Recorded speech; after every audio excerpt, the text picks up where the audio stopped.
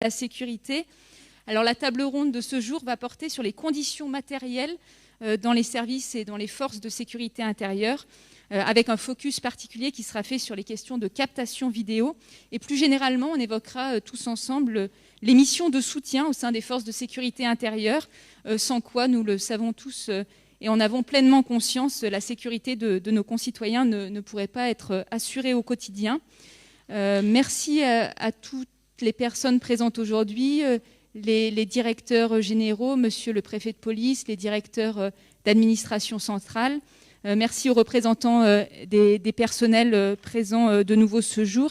Et un merci appuyé à nos deux personnalités qualifiées qui nous font la gentillesse d'être présents aujourd'hui. Madame Marie-Laure Denis, présidente de la CNIL, et monsieur Stéphane Voland, vous interviendrez tout à l'heure. Merci à vous pour votre présence.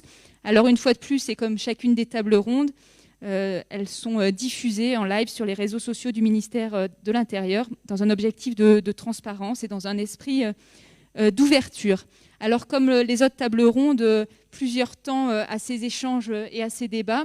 Tout d'abord, un éclairage international qui va nous conduire dans quelques minutes à Singapour, avec deux intervenants qui nous présenteront la manière de travailler avec beaucoup de modernité dans ce pays en lien avec leurs forces de sécurité intérieure. Et puis ensuite, deux temps dans les tables rondes et dans les échanges avec les représentants des personnels. Un premier temps sur les conditions matérielles et les missions de soutien en police et en gendarmerie, avec des spécificités aussi à chacune des deux forces.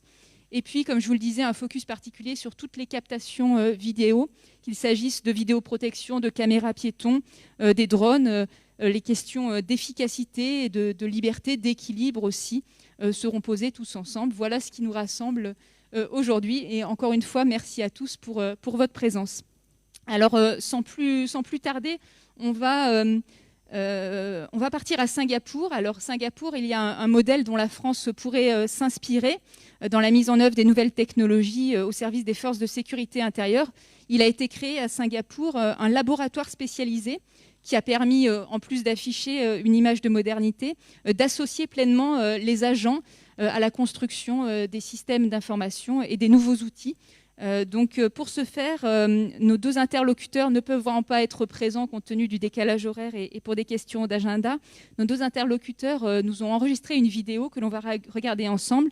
Monsieur Eng Yobun, directeur adjoint de l'agence scientifique et d'innovation du ministère de l'Intérieur singapourien, l'HTX, et le docteur Saravana, directeur adjoint du Human Factor Lab, nous ont enregistré cette vidéo. Alors elle est en anglais, mais elle est sous-titrée en français. Et donc, elle dure quelques minutes et on va la partager ensemble pour commencer cette table ronde. I'm very happy to be here today for the official launch of HTX. I look forward to seeing HTX make its mark as a key member of the Home Team, as a leading science and tech agency for homeland security, and as a force multiplier for Singapore. X marks the spot. Bonjour, Minister, colleagues. A very good afternoon from Singapore. The Home Team Science and Technology Agency, or HTX in short, is honoured to represent the Singapore Ministry of Home Affairs, Le Beauvau de la Sécurité. HTX was set up in December 2019 to advance cutting-edge science and technology capabilities for our law enforcement and security agencies, also known simply as the Home Team. The Home Team comprises 10 frontline agencies such as the Singapore Police Force, the Civil Defence Force, Immigration Agency, and the Prison Service, just to name a few.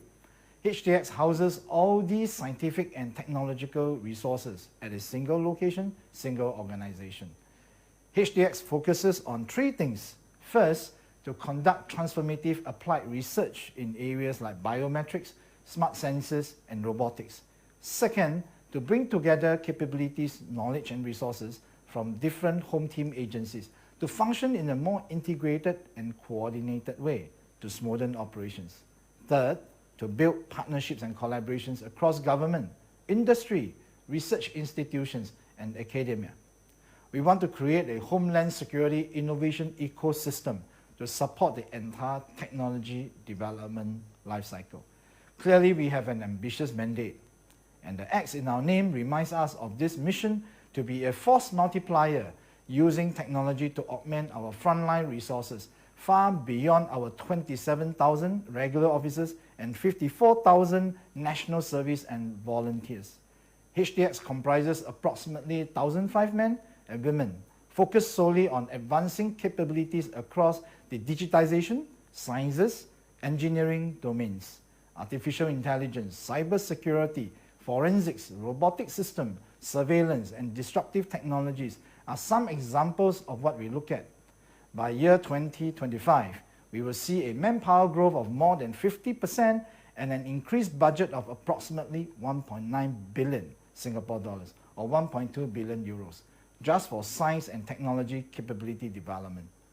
The practical needs of our frontline agencies are always at the forefront of what we do. Our scientists and engineers are at front lines providing timely S&T support to operational units.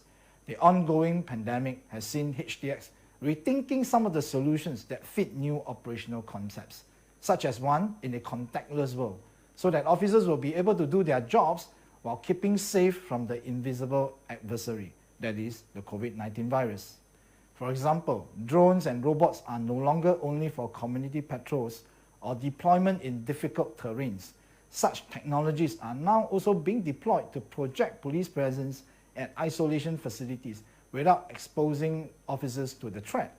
We have enhanced our video analytics capabilities to allow for law enforcement officers to identify members of the public even when they are wearing face masks. In the near future, we will be rolling out a new immigration checkpoint clearance concept where travelers will be able to experience expedited immigration clearance and citizens can potentially walk through immigration gates without even showing their passports. Underpinning our solutions is the people element, which is the heart of the home team. That is why HDX looks at human performance in order to design technologies, workflows, and simulation-based training for optimal operational outcomes. Our human factors laboratories undertake evidence-based R&D initiatives and serve as a nexus for ops tech integration. With this, I will hand you over to Dr. Saravana, who will provide further insights on this interesting area of work. Thank you. A good afternoon to Minister and colleagues. Allow me to tell you more about our human factors and simulation laboratories. Human factors and simulation is vital to the home team. Expertise and capabilities in this area enhances human performance and safety. This is critical given the limited pool of officers we have. It also synergizes human technology teaming in areas such as AI-assisted screening, surveillance, and teleoperation of robotic systems. It enables the building of human-centric systems designed to augment and complement human performance, and it ensures the preparedness of officers at all times through simulation-based training and learning. Human performance is central to what we do. We address different aspects of this, starting from the human at the top hexagon, where we optimize our officers' innate cognitive and physical performance. And then moving clockwise, we augment and complement their performance via body-worn, performance monitoring, and robotics AI systems. And finally, we deliver immersive, experiential, and self-directed training, as well as ergonomics and front-end capabilities with virtual environments and simulation systems. Now, all this is made possible with our Human Factors and Simulation Laboratory, also known as the Human Performance Center, or HPC, located at the Home Team Academy in Singapore and officially launched by our Minister of Home Affairs in 2016.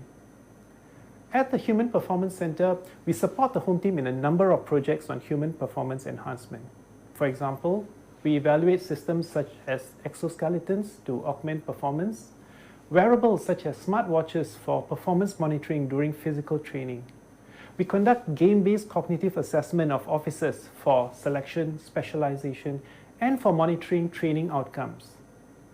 In ergonomics and human systems teaming, we utilize 3D full-body laser scanners to collect officers' body dimension to ensure the human-centric design of workspaces, personal protective ensembles, and platform systems, such as the high-speed patrol boat for our Police Coast Guard. We develop new and innovative human AI teaming concepts in areas such as screening containers and baggage for threat detection. In virtual and live simulation research, we develop high-fidelity simulators, such as the Enhanced Live Firing Range System, or ELFRAS. It is equipped with a suite of sensors for instrumented marksmanship training.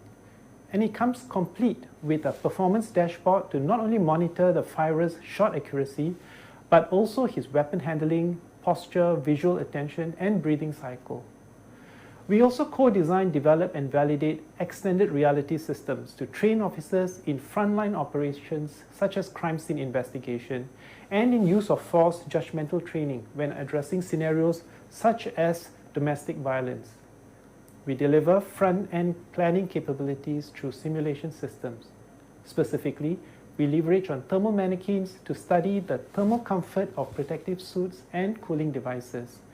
We also provide in-house simulation capabilities to predict ergonomic issues such as the design of command centers and prediction of human performance issues such as work rest cycles of officers during operation. The Human Performance Center has delivered tangible outcomes to the home team over the years. We co-developed a highly breathable uniform through a series of lab tests and field trials. We enable the human-centric design of police tactical vehicles and boats by comprehensively addressing a range of ergonomic issues such as reach, clearance, and situational awareness of officers during operations. We were responsible for the ergonomic cabin design of the next generation fast response police cars and the technologies within, such as the collision avoidance systems, to ensure that it supports driving performance and shapes driving behavior. We will also be trialing the recently unveiled Mobile Taser Training Target, or MTTT, with police frontline units. The MTTT aims to replace the conventional man in the suit with an instrumented mannequin, which is useful during this pandemic as it reduces physical contact.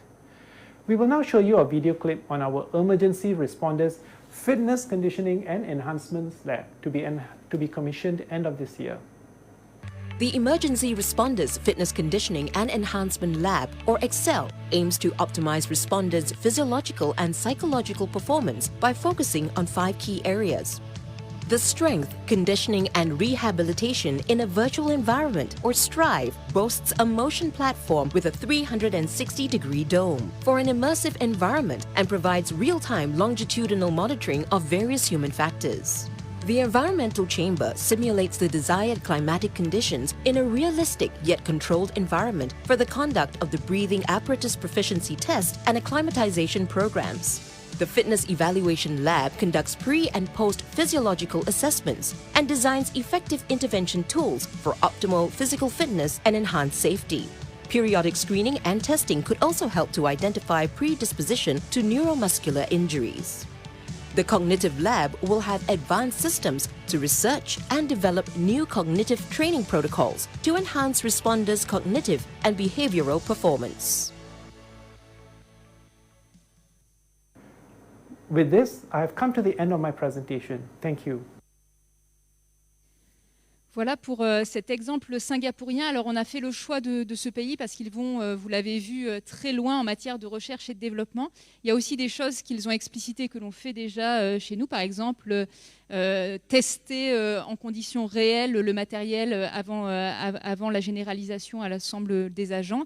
Mais sinon, il s'agit d'un fonctionnement qui fait participer public et privé assez hors du commun, avec vraiment un apport en recherche et développement important et aussi une vraie motivation des industriels parce qu'ils savent qu'il peut y avoir des marchés qui aboutiront à l'avenir. Donc voilà, c'était un exemple, je pense, qui va être inspirant pour la suite des débats, même si on a été le chercher assez loin parce qu'il est effectivement extrêmement abouti. Alors pour commencer les discussions sur la table ronde, sur la première partie de cette table ronde, on va revenir tous ensemble sur les conditions matérielles et le soutien au sein des forces de sécurité intérieure. Alors on le sait tous, en termes de matériel, c'est vraiment le quotidien de nos policiers et de nos gendarmes, qu'il s'agisse des voitures, des véhicules, des outils numériques, des bâtiments ou de l'équipement. On peut bien travailler en toute sécurité qu'avec le matériel adéquat, cela va de soi. Et donc l'objectif de cette première partie est de balayer tous ensemble cela avec les représentants des personnels, avec l'avis et le point de vue aussi des élus locaux et des parlementaires, pour mettre en lumière les missions de soutien et les améliorations possibles dans ce domaine-là. Alors pour la police, ce sont principalement les personnels administratifs, techniques et scientifiques. En gendarmerie, ce sont des personnels civils ou des militaires. Et on va s'interroger tous ensemble sur la déconcentration des moyens, mais aussi sur l'accompagnement social et juridique des agents dans un but de modernisation et d'amélioration globale de cette filière. Alors pour commencer, nous allons laisser la parole à monsieur Stéphane Voland. Le micro va vous arriver dans quelques secondes. Vous êtes vice-président du comité stratégique de la filière industrielle de sécurité et président du club des directeurs de sécurité des entreprises et aussi, et c'est important, vice-président du CNAPS, donc le Conseil national des activités privées de sécurité. Alors monsieur le président, comment la filière des industries de sécurité à la française, j'allais dire, peut finalement contribuer à améliorer, selon vous, les conditions matérielles pour les forces de sécurité intérieure? Bonjour mesdames, bonjour messieurs. D'abord, il y a un côté waouh de passer après le film de Singapour qui nous projette, c'est une espèce de guerre des étoiles, on est dans Star Trek, on est dans le 3e millénaire. C'est, vous l'avez dit, extrêmement inspirant pour les policiers, les gendarmes qui vont devenir des personnels augmentés du ministère. Et en même temps, c'est un tout petit peu décalé avec les doctrines d'emploi que nous connaissons dans nos pays, et puis peut-être l'application des libertés publiques, mais je vais laisser Madame Denis rebondir sur ce point tout à l'heure. Pour les industries de sécurité et la filière que je représente aujourd'hui, il est clair que nous sommes à bord de ces évolutions technologiques. Soit que nous disposons déjà avec nos grandes entreprises, nos PME ou nos start-up, de produits capables de répondre aux attentes des personnels du ministère de l'Intérieur, soit que nous avons déjà dans nos laboratoires des expérimentations en cours de développement qui vont répondre à leurs attentes et qui nativement intègrent des exigences de liberté publique comme l'ensemble des personnels de ce ministère et comme nos concitoyens les attendent. Et de ce point de vue-là, dans le cadre du plan de relance, par exemple, en matière de cybersécurité, l'État nous a alloué plus d'1 milliard dans une enveloppe budgétaire à dépenser dans les 2 ans, et c'est une excellente nouvelle parce que ça va nous permettre de faire un bond qualitatif très important. Si je prends maintenant ma casquette de vice-président du CNAP, je vous dirais que tout ce qui est technologie est formidable, mais il faut aussi qu'elle repose sur les demandes très spécifiques et la surveillance très particulière des humains. La sécurité de notre territoire, et n'en déplaise au chantre de l'intelligence artificielle, repose d'abord sur le libre arbitre des femmes et des hommes de ce ministère qui doivent à la fois assurer une prestation naturellement, mais aussi assumer une responsabilité. Et quand on regarde les technologies, il faut toujours les mettre en rapport avec la façon dont nos personnels auront de les utiliser et dont nos concitoyens les recevront. Et enfin, si je prends ma casquette de président des directeurs de sécurité des entreprises, je voudrais vous dire qu'au sein de la chaîne de sécurité globale défendue par ce ministère, il y a un maillon extrêmement important qui sont les entreprises. Non pas cette fois-ci les industriels qui font et fabriquent des solutions pour les personnels du ministère, mais les entreprises de ce pays qui toutes investissent dans la sécurité de leurs salariés d'abord et de leurs clients ensuite. Ce sont plusieurs dizaines de milliards qui sont chaque année dépensés par les entreprises de ce pays pour des questions de sécurité. Et là, j'appelle à ce que tous les matériels que nous pourrons développer, mais aussi toutes les relations que nous pourrons avoir, soient parfaitement interopérables. Nous avons par exemple dans le privé un parc de caméras de vidéoprotection extrêmement important. Il faut évidemment multiplier les occasions de connecter ces vidéos avec les forces de l'ordre. Et puis nous disposons de renseignements, de bases de données, évidemment certifiées et contrôlées par la CNIL, qui pourraient faire l'objet d'échanges renforcés et d'interopérabilité bien plus forte. Et enfin, on parle souvent de souveraineté. Ce ministère a, en matière de radicalisation, une expérience tout à fait particulière avec le SNEAS, qui permet de cribler un certain nombre de personnels pour des emplois dans des entreprises sensibles. Je pense que pour tout ce qui est cyber, tout ce qui est numérique, il faudrait qu'on invente un SNEAS du numérique de telle sorte qu'on soit bien certain que l'ensemble des solutions qu'on propose au personnel du ministère de l'Intérieur, mais également du ministère des Armées ou de l'ensemble de nos ministères, soient parfaitement souveraines. Et de ce point de vue-là, je pense que le Made in France a la capacité de prendre évidemment la voix au chapitre. Alors, pour conclure, je dirais oui, évidemment, il faut davantage de techno. mais il faut au moins autant d'humains, naturellement. Il faut privilégier le Made in France et pas simplement les grandes entreprises, les grandes industries, mais également les PME et les start-up. Nous avons là une pépite dans ce pays à travailler. Ne jamais, naturellement, oublier les libertés publiques. Et puis, associer dans le cadre d'un grand tous ensemble, d'une immense interopérabilité, l'ensemble des acteurs du pays, qu'ils soient publics, naturellement, et nous sommes ici, Place Beauvau, mais également privés. Et les grandes entreprises de ce pays ne demandent pas mieux.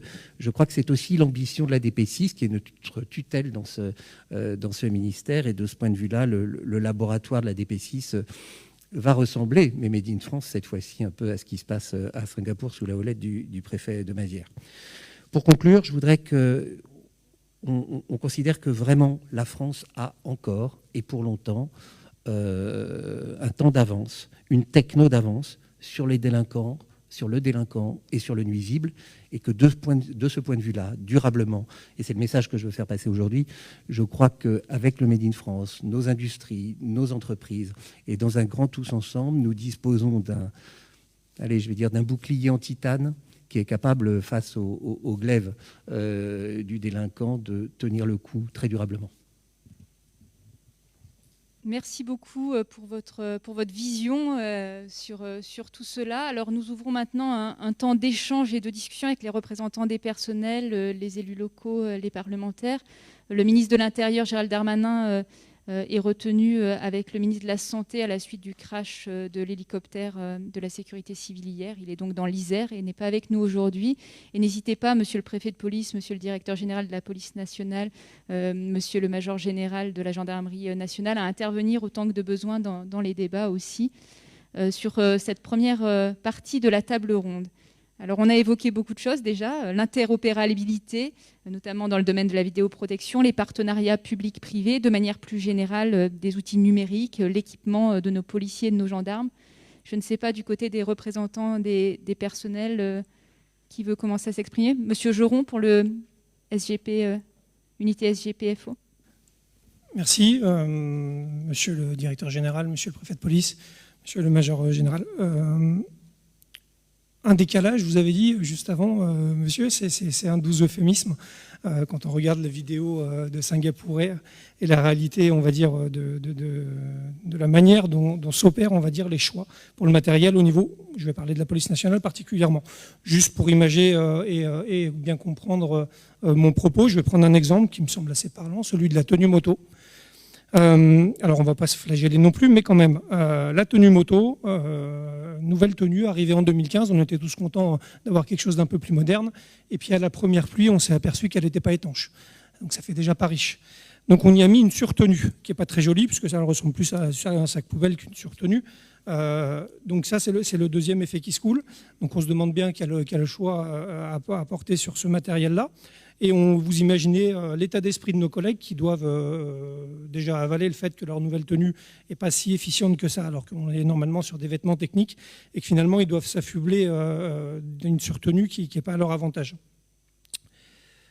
On va avoir une nouvelle tenue moto, encore une nouvelle, donc c'est la dernière date de 2015. On va avoir les nouvelles arrivées vraisemblablement en début d'année, mais comme on est quand même sur un mode de fonctionnement assez particulier, on va quand même écouler les vieilles tenues moto qui ne sont pas efficientes, on va quand même garder nos surtenues, et pour avoir le droit aux nouvelles tenues, les collègues n'ont pas assez de points sur leur compte à points.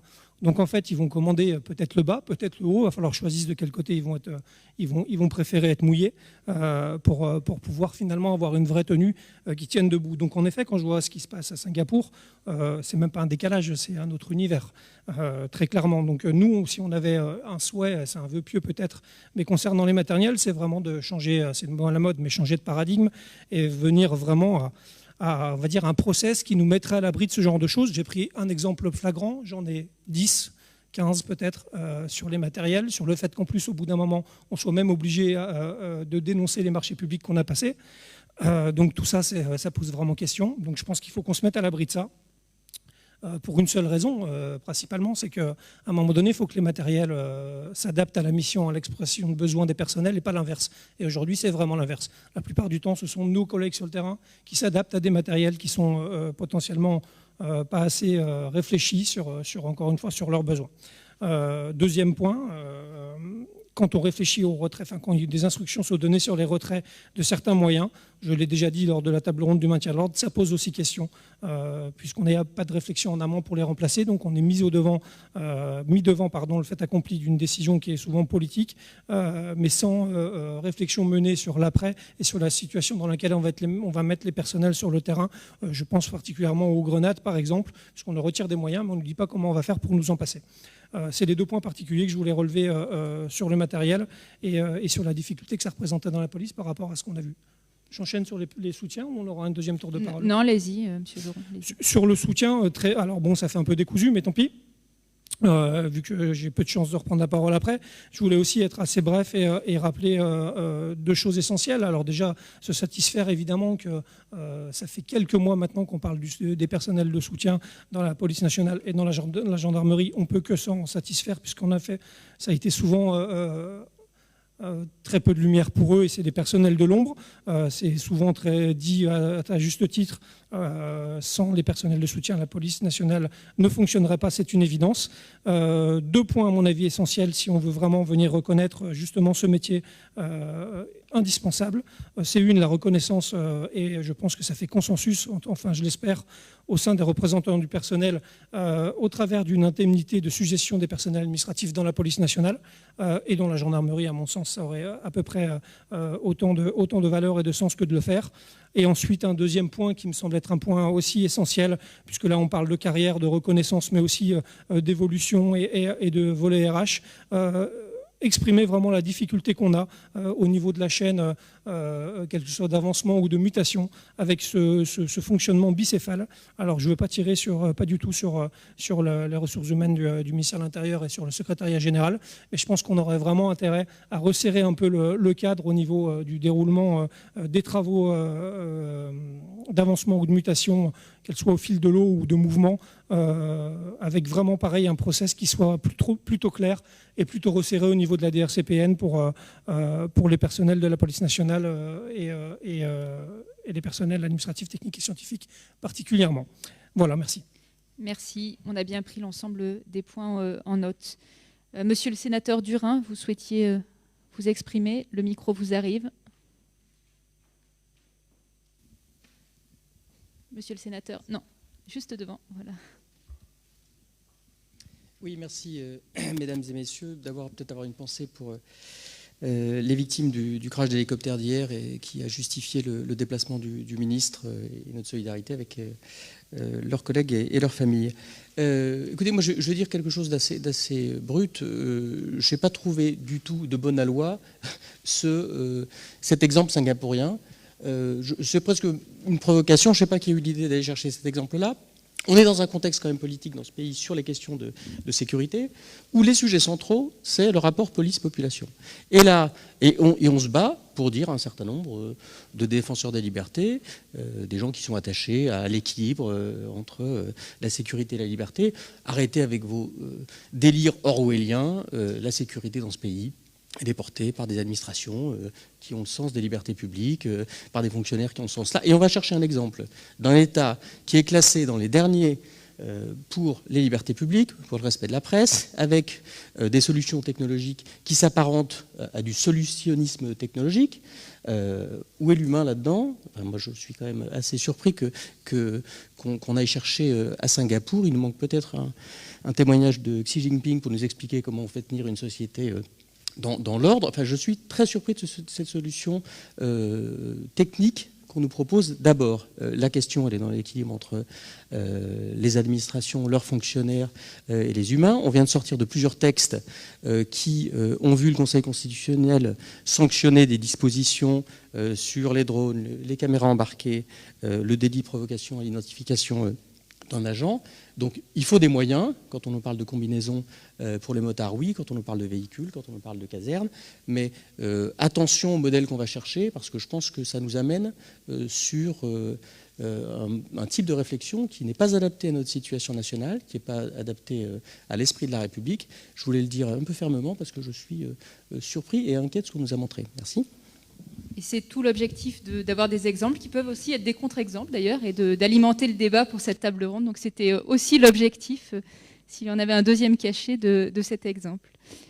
Merci en tout cas pour votre intervention. On laisse la parole au syndicat national des personnels de police scientifique, le SNPPS, Monsieur Zopi. Merci madame.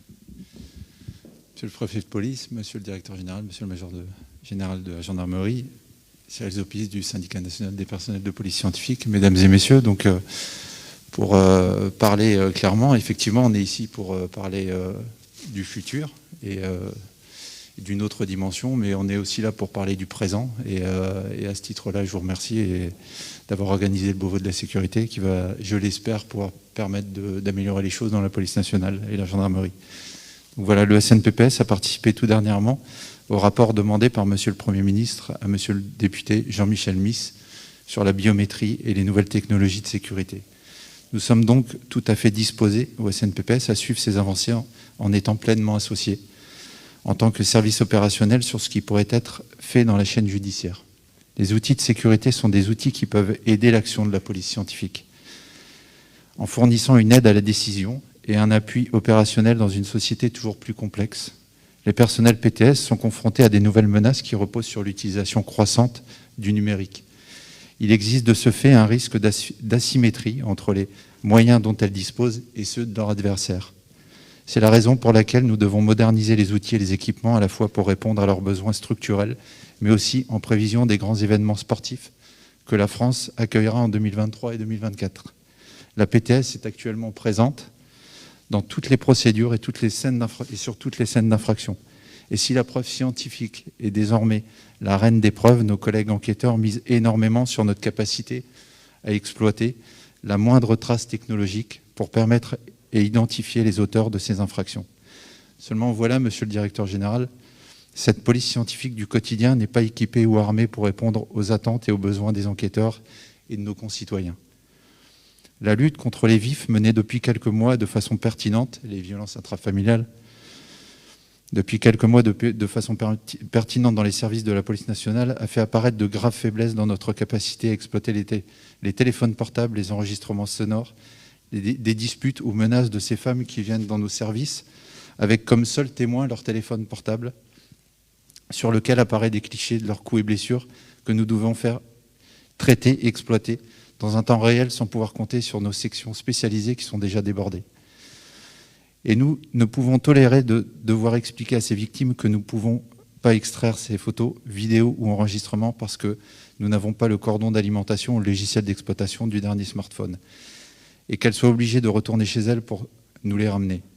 Alors oui, monsieur le directeur, la PTS doit être modernisée du plus petit SDPTS au plus gros SRPTS parce que la délinquance, comme vous le savez, n'est pas réglée d'après des protocoles ou cantonnés dans les grandes agglomérations. Le SNPPS demande à ce que tous les services de PTS puissent disposer d'une mallette d'exploitation de ces nouvelles technologies, que tous les personnels en soient formés au cours de leur formation initiale ou continue à EQUILI et puissent disposer d'une mallette type XRY d'extraction, d'exploitation de ces nouvelles technologies. C'est un minimum que nous devons à toutes ces victimes. Nous voulons également que nos personnels PTS puissent disposer de qualifications de police judiciaire supplémentaires afin d'entrer pleinement dans le schéma de la simplification de la procédure en ayant le droit de rédiger des rapports d'exploitation, vidéosurveillance, sans qu'un OPJ ne soit obligé de faire un PV d'exploitation vidéo reprenant à la ligne notre rapport. Aux prioritaires, aux exploitants de caméras vidéo protection, cela évitera beaucoup de doublons et une perte de temps et d'énergie considérable et de facto préjudiciable aux victimes. Nous souhaitons pour la sécurité de nos personnels que le parc automobile soit à l'image de notre police scientifique et que chaque SDPTS ou SRPTS dispose d'un véhicule aménagé ou adapté à nos missions. Quelle image donnons-nous des experts roulant dans les Clio commerciales réformées ou des 207 hors parc que plus aucun service ne veut et qu'on va donner à l'IJ parce que ça serait dommage de les perdre. Vous savez, monsieur le directeur général, combien le SNPPS s'attachait à ce que notre filière soit reconnue de manière spécifique dans la chaîne judiciaire et il est maintenant temps que nos personnels soient identifiés dans cette spécificité afin que nos missions et nos interventions opérationnelles soient reconnues comme un travail actif. Nous demandons à ce que nos personnels PTS puissent être identifiés sur les scènes d'infraction. Nous avons eu l'occasion de porter au plus haut de notre administration et à plusieurs reprises, encore le mois dernier, ces vœux d'augmentation du vestiaire PTS. et l'attribution d'équipements de protection individuels tels que le brassard spécifique PTS, le gilet tactique, le chasuble réflectorisant pour nos interventions de nuit sur les AVP mortels et les incendies. Et la liste est longue, mais vous la connaissez puisqu'elle a été transmise par le CNPPS dans nos 11 commandements. Je voudrais terminer pour vous alerter sur l'état de nos plateaux techniques, dont beaucoup sont en travaux ou même à l'arrêt, comme dans le 77, par faute de budget, en attente de mise aux normes ou accréditation. Je veux parler également des problèmes dans les laboratoires qui, malgré les activités, les saisines, qui ne cessent d'augmenter pour traiter toujours plus de délinquance de masse dans un délai de plus en plus court, y compris celle venant de la gendarmerie qui ne peut assurer une même capacité d'absorption et de prélèvement de biologique sur les délinquances de masse dans les LPS. Ces laboratoires de police scientifique voient leur budget de fonctionnement toujours diminuer. Les chaînes d'augmentation et d'automatisation se font en poussant les murs et les meubles, et nous demandons à ce que nos collègues puissent travailler dans des locaux dignes du nom. Voilà, Monsieur le Directeur Général, nous devons nous donner les moyens humains, matériels et financiers pour avoir une police scientifique moderne, efficace, efficiente pour tous nos concitoyens ou justifiable. Merci beaucoup. Nous laissons la parole à Monsieur Knecht pour le SNIPAT, le syndicat national indépendant des personnels administratifs et techniques, juste à côté. Merci. Alors moi, je vais essayer de vous parler aujourd'hui, dans cette dernière table ronde, de l'humain, des personnels de soutien, puisqu'on parle aujourd'hui du soutien opérationnel. Dans la police, il y a l'opérationnel avec les actifs, et nous y rangeons aussi les policiers scientifiques, même si l'administration continue à les classer dans le soutien à l'opérationnel, et le soutien à l'opérationnel constitué des personnels administratifs, techniques et spécialisés. Ces personnels sont 24 000, et s'ils ne sont pas là, il n'y a rien qui tourne. À commencer par les tables rondes de ce Beauvau de la sécurité, mais aussi les déplacements du ministre, comme celui d'aujourd'hui pour le drame qui endeuille le ministère de l'Intérieur. Ces personnels, s'ils servent bien la maison police, ils souffrent depuis des décennies d'une absence de considération. Car si les 24 000 personnels administratifs, techniques, scientifiques et spécialisés, couramment appelés PATS, sont policiers pour le mauvais, les contraintes horaires, les servitudes particulières, l'exposition au danger et j'en passe, ils ne sont jamais pour le bon. Ils attendent depuis des années la reconnaissance de leur rôle. Et cette reconnaissance, elle doit se faire par une réforme profonde de la police qui doit s'articuler autour des deux pans opérationnels et soutien opérationnel avec des passerelles. Le Beauvau de la sécurité était pour cela une occasion historique. Le ministre de l'Intérieur, le Premier ministre et le président Emmanuel Macron ont eu des mots forts en la matière et ils ont suscité des espoirs. Leur soutien a pris une dimension plus forte encore après l'assassinat de notre collègue de Rambouillet.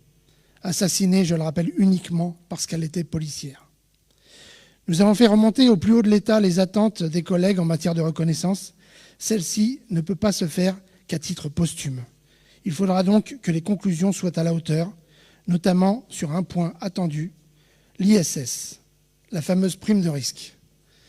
Tous les policiers l'ont, même quand ils sont sur des postes sédentaires. Les administratifs et techniques de l'administration pénitentiaire l'ont aussi, au motif que le contact avec les détenus peut être dangereux. Mais les PATS police, au contact avec le danger au quotidien, ne l'ont pas. Ils ne travaillent pas comme dans les autres administrations, mais pourtant ils sont payés comme tels. Alors je veux en profiter, lors de cette dernière table ronde, pour dire de manière solennelle que cette ISS est une nécessité. Tout le monde en convient. Les politiques qu'on a rencontrés, l'ensemble des syndicats, les associations de défense des forces de l'ordre, mais aussi les citoyens qui découvrent bien souvent que nous ne l'avons pas. Ni nous ni nos collègues ne comprendrions que l'on mégote sur le sujet au cœur d'un rendez-vous si important pour la sécurité.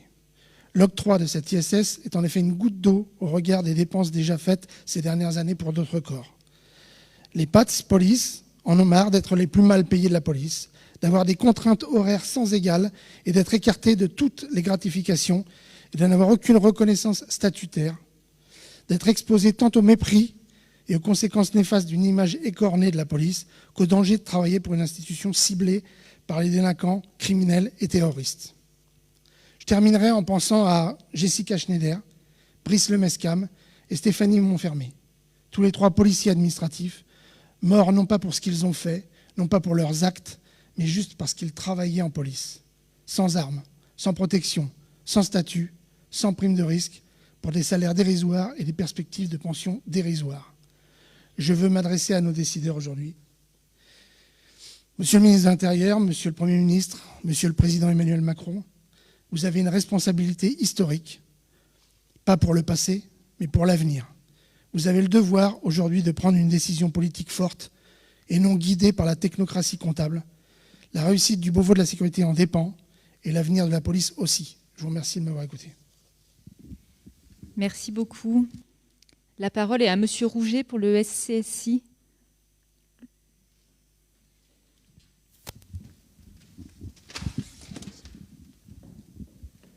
Monsieur le directeur général, monsieur le préfet de police, monsieur le major général, tout d'abord une pensée pour les victimes, nos collègues et les familles de cet accident dramatique de l'Isère. Les enjeux abordés aujourd'hui ne sont pas moins déterminants que ceux des autres tables rondes. Nous regrettons à ce titre l'absence de communication totale des résultats du sondage réalisé pour ce Beauvau auprès des agents. La lecture du livret communiqué pour préparer nos échanges pourrait laisser penser que tout va bien et qu'il suffirait de poursuivre les dynamiques engagées pour que la situation s'améliore de manière définitive. Or, nous estimons au SCSI et à la CFDT qu'il faut pour cela franchir un cap en matière d'investissement et de prise en compte de la parole des policiers. Naturellement, des décisions importantes ont été prises sous l'impulsion du ministre de l'Intérieur pour renouveler le parc automobile, effectuer des travaux d'entretien, doter l'ensemble des équipages de voies publiques de néo et de caméras piétons. Sur ce dernier point, nous nous félicitons que le nouveau matériel soit plus performant. Nous saluons ces efforts qui contribuent à améliorer les conditions de travail des forces de sécurité. Néanmoins, monsieur le directeur général, nous avons tous un peu d'expérience ici, et nous avons assisté depuis trop d'années à la succession d'annonces ambitieuses qui ont pourtant conduit à des fiascos technologiques majeurs. Comment oublier les difficultés des enquêteurs avec la PNIJ, la plateforme nationale d'interception judiciaire, ou le fait que le projet Scribe soit encalminé alors que le renouvellement du LRPPN est annoncé depuis 10 ans. Combien de temps encore les policiers devront-ils subir un logiciel de rédaction de procédures obsolète? Plus prosaïque, mais également handicapant, pourquoi la capacité de stockage des boîtes mail professionnelles des policiers est-elle aussi faible, limitant les capacités de transmission avec nos partenaires extérieurs? De même, l'absence d'un logiciel de gestion RH digne de ce nom se fait cruellement sentir à la DRCPN, occasionnant parfois des délais d'1 an simplement pour valider un avancement ou un échelon. Les délais de passage en conseil de discipline ont été accélérés, alignant sur ces délais tous les domaines de la RH. Des mesures ont été annoncées qui vont dans le bon sens pour le calendrier des mutations des CEA. Elles gagneraient à être généralisées pour tous les autres corps de la police nationale. Pour mener à bien ces chantiers, résorber la dette numérique de notre ministère et répondre aux attentes légitimes des agents, la CFDT estime que amener la dépense publique pour la sécurité intérieure à hauteur de 1% du PIB de notre pays d'ici à 2030, préconisé par le livre blanc, doit être poursuivie. La participation des utilisateurs à la conception des nouveaux applicatifs métiers doit devenir la règle, tout comme l'interconnexion des différents logiciels en matière notamment d'investigation. Le réseau radio du futur devrait être commun aux deux forces. C'est une condition de l'interopérabilité entre les deux forces. La filière drone, comme toutes celles relatives aux nouvelles technologies, devrait bénéficier d'un pilotage unique permettant un développement rapide et uniformisé entre l'ensemble des acteurs de sécurité. Dans le domaine de l'immobilier, au-delà des investissements déjà engagés, plusieurs rapports parlementaires ont chiffré à plus d'1 milliard le coût total des réhabilitations et des constructions nécessaires à la police nationale. Les constructions de stands de tir mutualisés entre police et gendarmerie, comme au Mans, sont à retenir. La poursuite de la déconcentration des dépenses répond aussi aux vœux des policiers. L'adaptation des matériels et équipements doit partir de l'expression des besoins des fonctionnaires et des retours d'expérience sur les nouveaux matériels doivent être systématiquement prévus. Les dernières technologies telles que la biométrie, l'intelligence artificielle, la reconnaissance faciale devront faire l'objet d'expérimentations encadrées, comme le suggère le rapport du député Jean-Michel Miss, remis au Premier ministre. Mesdames, Messieurs, l'amélioration des conditions matérielles quotidiennes des policiers et le développement des innovations technologiques sont deux défis majeurs. Nous espérons donc que les conclusions de ce Beauvau permettront enfin d'inscrire notre ministère dans une nouvelle trajectoire sur ces deux plans. Je vous remercie. Merci beaucoup. On se tourne maintenant vers la gendarmerie. Monsieur Badol, pour la CFDT Gendarmerie, vous avez demandé la parole. Mesdames et messieurs, dans notre ministère, les personnels civils ont totalement montré leur parfaite efficacité dans le soutien opérationnel, qu'il soit administratif, technique ou scientifique. La CFDT Gendarmerie demande que tous les postes de soutien soient ouverts au personnel civil. Cela permettrait de recentrer non seulement les personnels militaires sur leur cœur de métier, mais surtout de donner au personnel civil un grand choix dans des parcours de carrière mieux identifiés avec des postes à responsabilité. Actuellement, notre question est simple. Combien de personnels civils en gendarmerie sont chefs de groupe soutien ressources humaines, des services logistiques finances, des centres de soutien automobile, des messes? Aucun. Dans notre ministère, un gros effort a été fait en matière de déroulement de carrière et de revalorisation de la rémunération pour les forces de l'ordre, mais pas grand-chose de concret pour les personnels civils de notre ministère. Dans un premier temps, nous attendons donc un plan PATS ambitieux. Un effort doit être fait concernant la mise en place du télétravail afin, là aussi, d'avoir des outils de travail en parfaite adéquation avec les enjeux sociétaux et environnementaux. Merci. Madame Cacamo pour le SNPC-FO Gendarmerie. Mesdames, Messieurs, le SNPC-FO Gendarmerie demande que la gestion RH des personnels civils de la gendarmerie soit rattachée à sa direction d'emploi. En effet, force est de constater que les SGAMI, depuis leur création, ne sont qu'une strate hiérarchique supplémentaire qui n'apporte aucune plus-value, bien au contraire. Le périmètre gendarmerie peut compter sur des gestionnaires de proximité connaissant parfaitement l'institution, connaissant parfaitement les agents et ceux de l'établissement en passant par la région zonale jusqu'au bureau des personnels civils de la direction. Il est important de pouvoir leur redonner la main en lien avec la DRH Mininte. Les personnels civils de la gendarmerie doivent être gérés par ceux qui les connaissent le mieux. Le SNPC-FO Gendarmerie s'associe à Unité SGP Police FO pour l'attribution d'une indemnité de suggestion au profit des PATS. En effet, rien ne différencie un militaire d'un PATS qui sort en civil d'une emprise gendarmerie et qui pourrait être pris pour cible par une personne malveillante. D'ailleurs, en décembre 2013, 2 casernes corses avaient été prises pour cible par des tirs de roquettes, tout comme la caserne Kellermann en plein Paris en juillet 2020. Et ce sont des exemples parmi tant d'autres. S'agissant des parcours de carrière proposés sur notre périmètre, pour les personnels administratifs, le SNPC-FO Gendarmerie demande que la gendarmerie continue le travail de repyramidage initié en concertation avec les OS. Le spectre des postes à responsabilité doit être élargi dans le cadre de la souplesse de gestion. À titre d'exemple, et à l'instar des postes de chef SGO au sein des DDSP, les postes de GSRH en GGD pourraient être offerts au personnel civil de catégorie A. Cette souplesse de gestion permettrait d'offrir plus de perspectives de carrière aux fonctionnaires en poste dans les départements. Pour les personnels techniques, le SNPC-FO Gendarmerie demande que la DG fournisse un réel effort pour le repyramidage et la substitution des postes à responsabilité et que ces derniers soient désormais confiés à des personnels civils. Les domaines fonctionnels offrant des possibilités sont nombreuses. Directeur de cercle mixte, chef de CSAG, chef casernement. À ce jour, ces postes à responsabilité sont majoritairement confiés aux militaires du corps de soutien technique et administratif.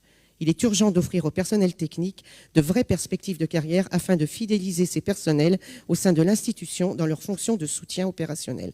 Je vous remercie. Merci à vous. La parole est à Monsieur Frédéric Masquelier, président de la communauté d'agglomération Var-Esterel-Méditerranée et maire de Saint-Raphaël.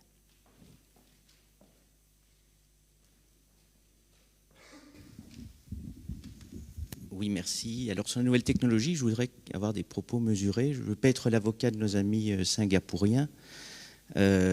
Néanmoins, il faut se poser sur des sociétés différentes, davantage fondées sur l'ordre et la morale depuis 2000 ans. Donc, effectivement, on ne peut pas apporter ces solutions sans y réfléchir. Néanmoins, c'est des solutions qui sont efficientes dans un certain nombre de domaines et qui donc apportent aussi une réponse à nos concitoyens et être mieux protégés. C'est également prendre en compte l'humain. Donc, il ne faut pas non plus écarter, avoir une vision, je dirais, archaïque à l'égard des nouvelles technologies et les écarter parce qu'elles seraient appliquées dans des pays qui n'ont pas exactement les mêmes valeurs que les nôtres, dans la mesure où la problématique qui est posée, c'est essentiellement celle de l'automatisation. Ça existe déjà, la reconnaissance faciale, elle existe, mais peut-être pas automatisée comme un certain nombre de nouvelles technologies le permettent.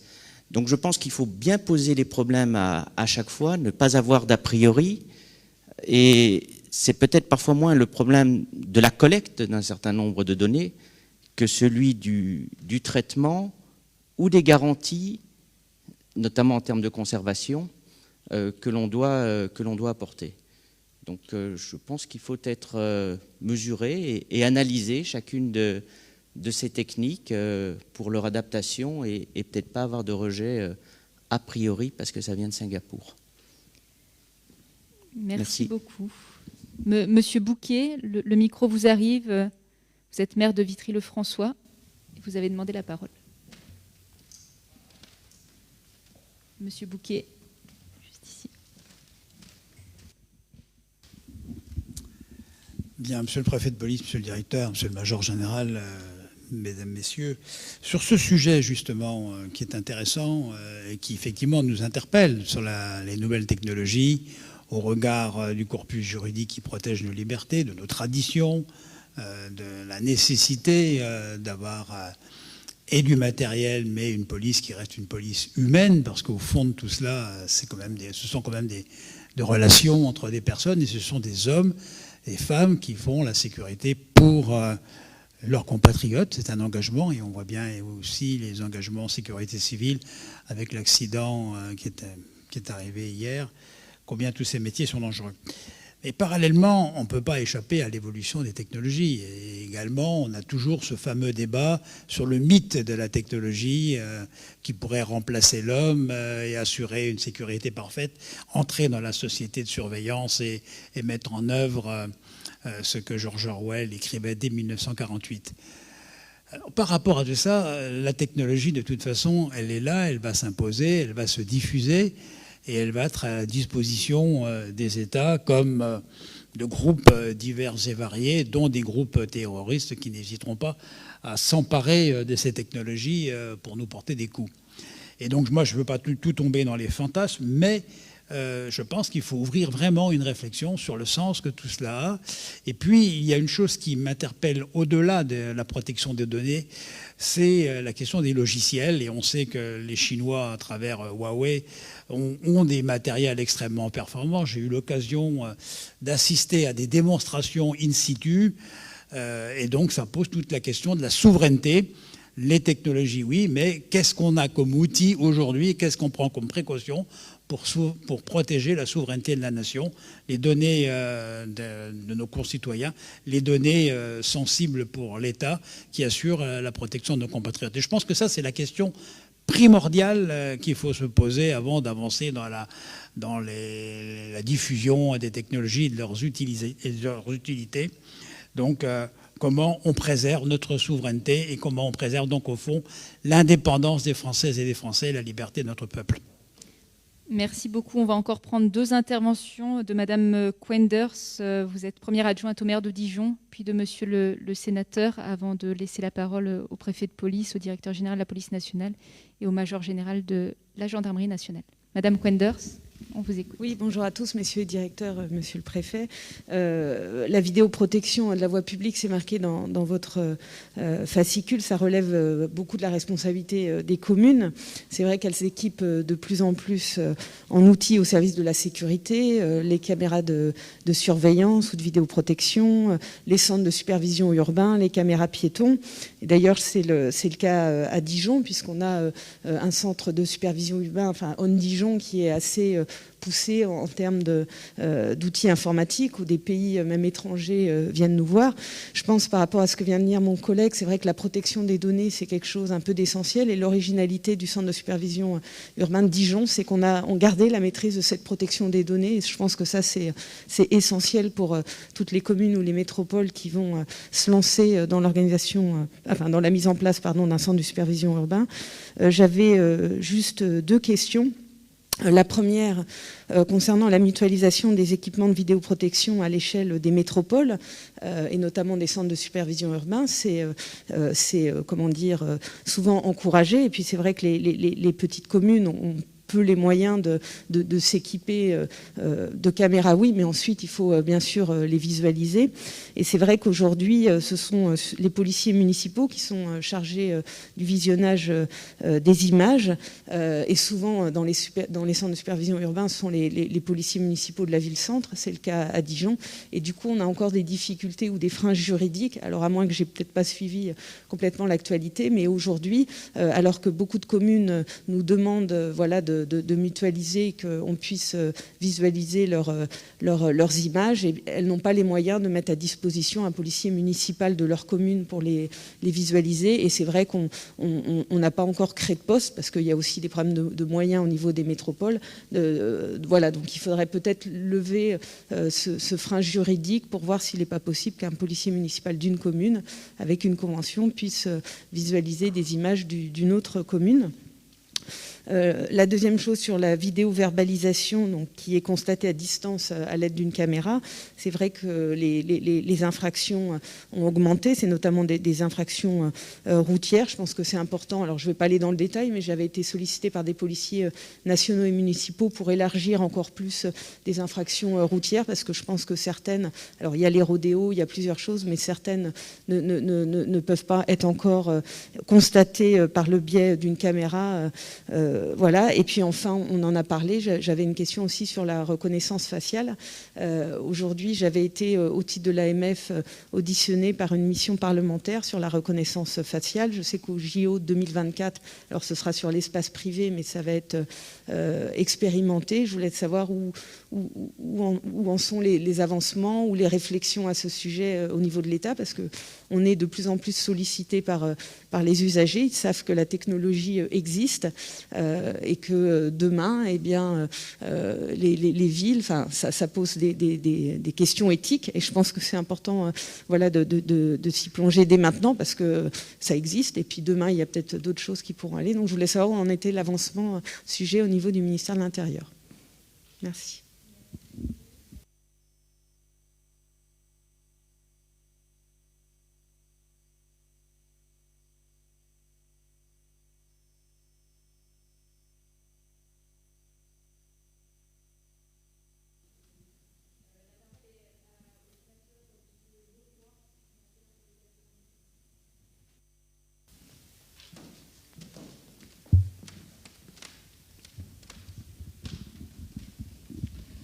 Oui, mesdames, messieurs, bonjour. J'interviendrai de façon très courte sur la première partie de cette table ronde, les conditions matérielles et de soutien.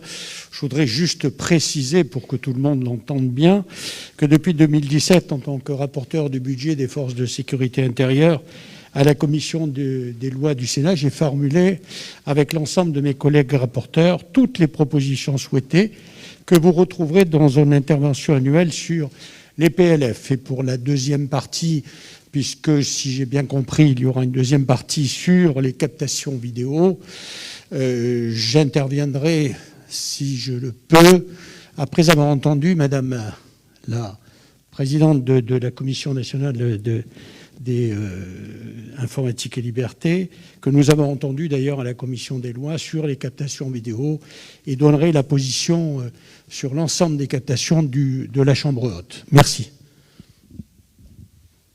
Merci beaucoup. Alors, je sais qu'il y avait d'autres interventions, d'autres représentants du personnel. Je m'excuse, mais il faut aussi qu'on avance dans le déroulé de la table ronde. Alors, peut-être que pour finir ce temps d'échange, je laisse la parole à Major Général. Je crois que vous vouliez vous exprimer pour la Gendarmerie nationale, ou Monsieur Frédéric Vaux pour la Police nationale, ou Monsieur le Préfet de police. Je ne sais pas qui veut commencer. Est-ce que ce que suscitent toutes ces réflexions auprès de chacune de vos entités? Je vais démarrer, comme vous l'avez indiqué, il y a quand même beaucoup d'expressions souhaitées. Et ce qui est essentiel, c'est d'entendre aussi les attentes exprimées de la part des représentants du personnel pour ce qui est de mon périmètre, de la police nationale. Mais je ne peux pas non plus prendre la parole sans rendre hommage aux victimes du crash d'hélicoptère d'hier, puisque le secours en montagne est une activité partagée avec la gendarmerie nationale. C'est le deuxième accident en moins d'un an. Et bien sûr, nous associons par la pensée à toutes les victimes directes ou indirectes de ce crash. Alors sur la question je ne vais pas répondre à chacune des questions qui a été posée parce que je monopoliserai la parole jusqu'à la fin de cette table ronde. Ça a été dit par plusieurs des représentants du personnel. La question du matériel est bien sûr une question très pratico-pratique des matériels de base qu'utilisent aujourd'hui les policiers, en particulier sur la voie publique, mais pas que, aussi dans le domaine du renseignement, dans le domaine de l'investigation, dans toutes les formes spécialisées de l'exercice de la mission de police. Et vous l'avez dit, et le ministre de l'Intérieur en est parfaitement conscient, il y avait un effort de rattrapage qui était absolument nécessaire, puisque, et monsieur le sénateur Leroy avait eu l'occasion de me le rappeler au cours d'entretiens que nous avons pu avoir, la part du budget du ministère de l'Intérieur consacré à la sécurité gonflé sur toutes les dépenses qui portaient sur le T2, sur les dépenses de personnel, et tout ce qui pouvait concerner l'investissement en police, l'équipement, le matériel avait tendance à diminuer. Donc le ministre de l'Intérieur a souhaité que nous procédions à des rattrapages en la matière, et ça a été dit par M. Rouget. Sur les véhicules, ça a été remarqué, sur les mobiliers, sur les équipements en général d'ailleurs, puisque que ce soit pour les gilets tactiques, pour les smartphones Néo, pour les étuis mi-cuisses, des efforts considérables ont été réalisés en 2021 pour rattraper les retards que tout le monde a évoqués. Je suis particulièrement sensible à ce qu'a fait remonter M. Joron sur parfois le décalage qui peut exister entre la nature des matériels qui sont livrés aux utilisateurs et l'attente de ces utilisateurs. Et là aussi, le ministre de l'Intérieur a souhaité cette année et a été particulièrement exigeant sur la manière dont on devait concevoir ces matériels et les proposer aux agents engagés sur la voie publique ou dans d'autres missions spécialisées. Et je salue d'ailleurs le travail qui a été fait par la DEPAFI au ministère de l'Intérieur pour évoluer en ce domaine en associant au maximum les utilisateurs. Typiquement, le choix des 5008 cette année s'est fait sur la base d'une consultation d'un panel d'utilisateurs. Évidemment, les représentants du personnel ont été étroitement associés dans le respect des règles des marchés publics au choix des caméras piétons qui équipent dorénavant aujourd'hui les policiers. Et également, le panel d'utilisateurs a été sollicité. L'étui mi-cuisse, ça a aussi été avec consultation des utilisateurs. La housse tactique modulaire, ça a été aussi mise en place avec une consultation des utilisateurs. Donc il faut vraiment qu'on s'engage dans cette démarche pour ne pas se retrouver dans des situations où, voulant bien faire, étant exigeant en termes de délai entre le moment où les choix d'investissement sont faits et les livraisons réalisées auprès des personnels, parce que c'est aussi une des difficultés. Parfois, on constatait le décalage entre le moment où la décision a été prise et le moment où les équipements arrivaient dans les services, 18 mois ou 2 ans après. Et vous avez pu observer que pour les 5008, ça a été réduit à moins de 6 mois. Donc je me garderai bien d'intervenir sur tous les sujets qui vous préoccupent et qui ont été évoqués, puisque ça sera sans doute une bonne partie des annonces qui seront faites dans les heures qui viennent. Mais on est vraiment très attentif à répondre aux besoins des usagers, des utilisateurs, police nationale, et d'être extrêmement à l'écoute et d'être dans une logique de rattrapage. Ensuite, il y a le sujet, la question de la transformation numérique et de toutes les technologies qui s'y attachent. Évidemment, on a l'aspect équipement des forces, qui, je crois, là aussi est essentiel. Nous avons, là aussi, je pense, il faut avoir le courage de le dire, un certain nombre de retards en la matière. Le sujet est complexe à aborder. Il est complexe à aborder parce qu'il faut aussi faire son introspection. La police nationale ne s'est jamais vraiment organisée pour réfléchir en interne, n'a pas forcément d'ailleurs les ressources ou les compétences pour réfléchir en interne à ces évolutions nécessaires. On a bien sûr les compétences des utilisateurs, mais les compétences techniques, technologiques sont parfois un peu absentes du périmètre police nationale. C'est la raison pour laquelle on s'appuie beaucoup sur d'autres structures qui existent au ministère de l'Intérieur. Peut-être que le préfet de Mazières aura l'occasion d'en dire quelques mots. Ensuite, il y a la réponse que la police nationale doit pouvoir apporter aux technologies qui sont dorénavant utilisées par les malfaiteurs. Et ça aussi, c'est assez pesant pour les policiers aujourd'hui de se retrouver face à une maîtrise parfaite, une avance du grand public, donc des malfaiteurs, dans l'utilisation de ces nouvelles technologies.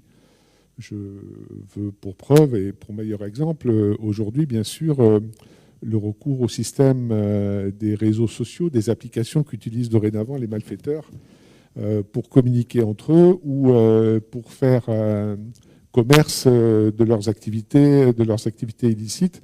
Et là, nous avons besoin, évidemment,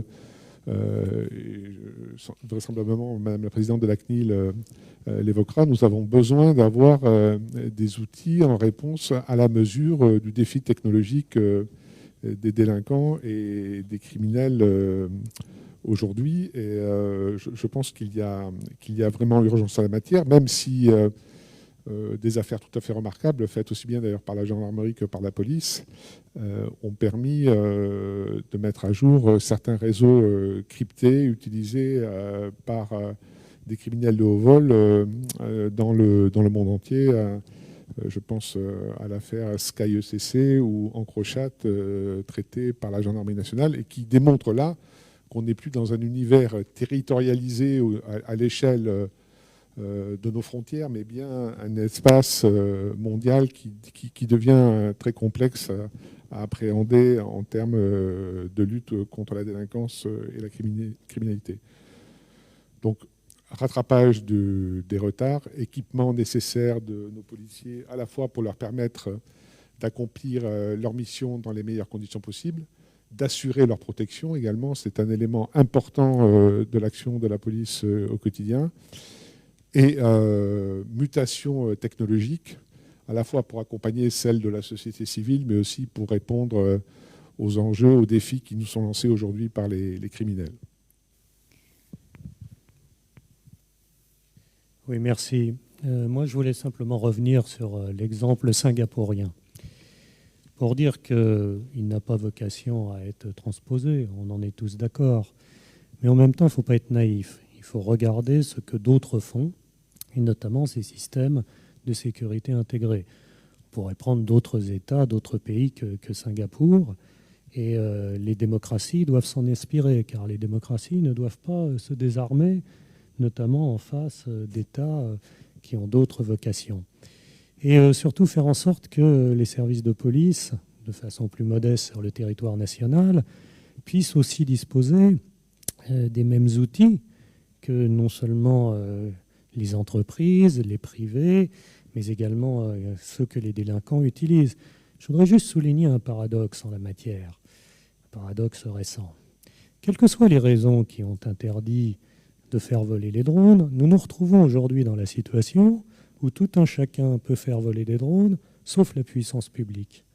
Dans cette affaire, il n'y a donc pas véritablement de capacité pour la puissance publique de pouvoir assurer ses missions, sans bien sûr un certain nombre de garanties qui sont absolument nécessaires et que la loi permet d'apporter, mais combien de temps aura-t-il fallu pour arriver et corriger cette situation déséquilibrée au détriment de la police nationale et de la gendarmerie par ailleurs.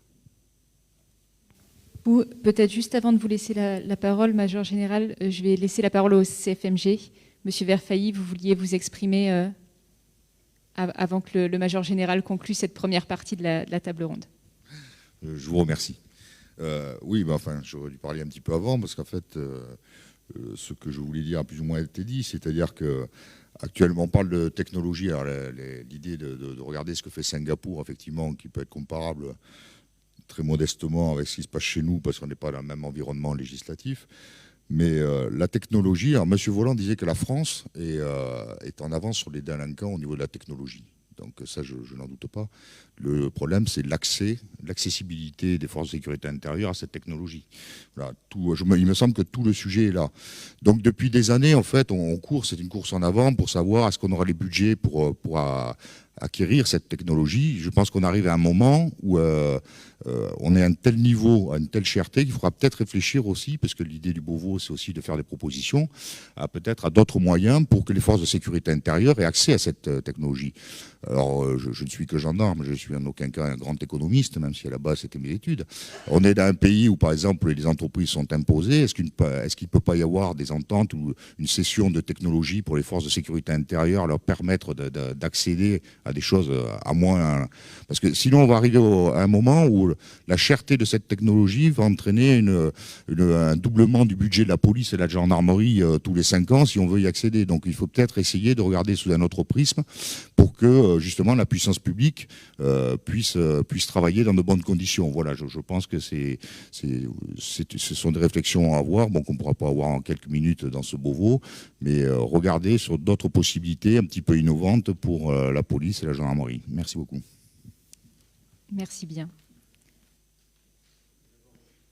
D'abord, une pensée très forte, comme le rappelait Frédéric tout à l'heure, pour cet équipage. Et le drame que nous avons connu hier, pensée très forte pour les personnels touchés, les victimes et leurs familles. Ensuite, une pensée aussi très chaleureuse pour tous les personnels qui servent justement la chaîne, ce qu'on appelle la chaîne soutien, la chaîne logistique. Quelqu'un l'a rappelé, alors il y a le front office et il y a le back office. Ce qui est sûr, c'est que rien ne fonctionne. Rien ne fonctionne dans les unités opérationnelles si on n'a pas derrière des personnels qui, souvent dans des conditions difficiles, font en sorte que les missions puissent être exécutées. Donc moi, je me réjouis, ainsi que tous mes camarades, de cette table ronde consacrée aux conditions matérielles et aux équipements. Concernant la question de la proximité, de la présence sur la voie publique et des technologies. Pour ma part, je ne les oppose pas. Je crois que justement, la technologie est une condition de la présence sur la voie publique. Et l'objectif que nous devons avoir, me semble-t-il, au ministère de l'Intérieur, c'est d'utiliser tous les ressorts de la technologie pour libérer du temps aux gendarmes et aux policiers et pour lui permettre de revenir sur la voie publique. Et pour moi, il n'y a absolument pas de contradiction entre les deux. C'est simplement la technologie qui est au service de la présence et du contact avec la population. Quelques points très rapidement. Sur le ressenti des personnels, oui, il y a de très fortes attentes chez les personnels sur leurs conditions matérielles et leurs conditions de travail. On a eu souvent des mesures fortes en termes d'effectifs par le passé, mais il est vrai qu'une réflexion en termes d'équipement et matériel, finalement, ça a été beaucoup plus rare dans le passé pour les forces de sécurité intérieure. On a souvent laissé ça au ministère des Armées et on a beaucoup moins vu l'importance pour le ministère de l'Intérieur. Donc il y a une attente très forte, sur les conditions immobilières. Et je vous avoue que quand vous poussez la porte d'une brigade de gendarmerie et que vous commencez à parler nouvelles technologies, quand vous le faites dans un endroit où l'immobilier est complètement dégradé, c'est un peu difficile d'expliquer qu'on fait la police du 3e millénaire dans des conditions qui sont compliquées. Donc il y a des attentes très fortes en matière d'immobilier, en matière de véhicules, mais il est vrai qu'il y a eu un effort majeur qui a été fait ces tout derniers mois. Et puis une question de mobilité, là aussi il y a un gros effort qui est fait par le ministère, c'est tout l'équipement Néo 2, etc., qui doit permettre aux policiers et aux gendarmes d'avoir des solutions de mobilité pour être plus proche de la population. Deuxième point, je reviens sur la chaîne soutien. C'est une chaîne qui a été souvent maltraitée par le passé. Quand je dis maltraitée, c'est là qu'il y a eu les gisements d'effectifs qui ont été supprimés. Il faut en avoir conscience et il faut savoir, je suppose que côté police nationale, le constat est le même. En tout cas, au niveau gendarmerie, notre chaîne soutien, elle est désormais à l'os. Tout ce qui pouvait être enlevé a été enlevé. Et la réactivité de cette chaîne soutien, elle dépend aussi des personnels qui la servent. Troisièmement, je voudrais parler pôle capacitaire. Je profite de la présence de M. Vollant ici. Je crois que souvent, nous sommes trop en attente des innovations et que quelque part, on se dit, qu'est-ce qu'il y a sur le marché? Vous avez un industriel qui vient avec une solution et on regarde de quelle manière elle pourrait nous être utile. Il me semble qu'il est grand temps que nous inversions la réflexion et que nous nous dotions de pôles capacitaires. C'est ce que nous avons commencé à faire pour la gendarmerie nationale. Et ce sont les pôles capacitaires qui expliquent aux industriels quels sont nos besoins et quelles sont nos attentes.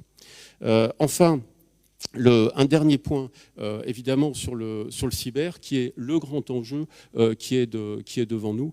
Et on voit bien que si on ne se met pas en ordre de bataille et si on ne joint pas toutes nos forces dans les échéances qui sont devant nous, nous serons décrochés et vis-à-vis de nos partenaires et vis-à-vis des délinquants.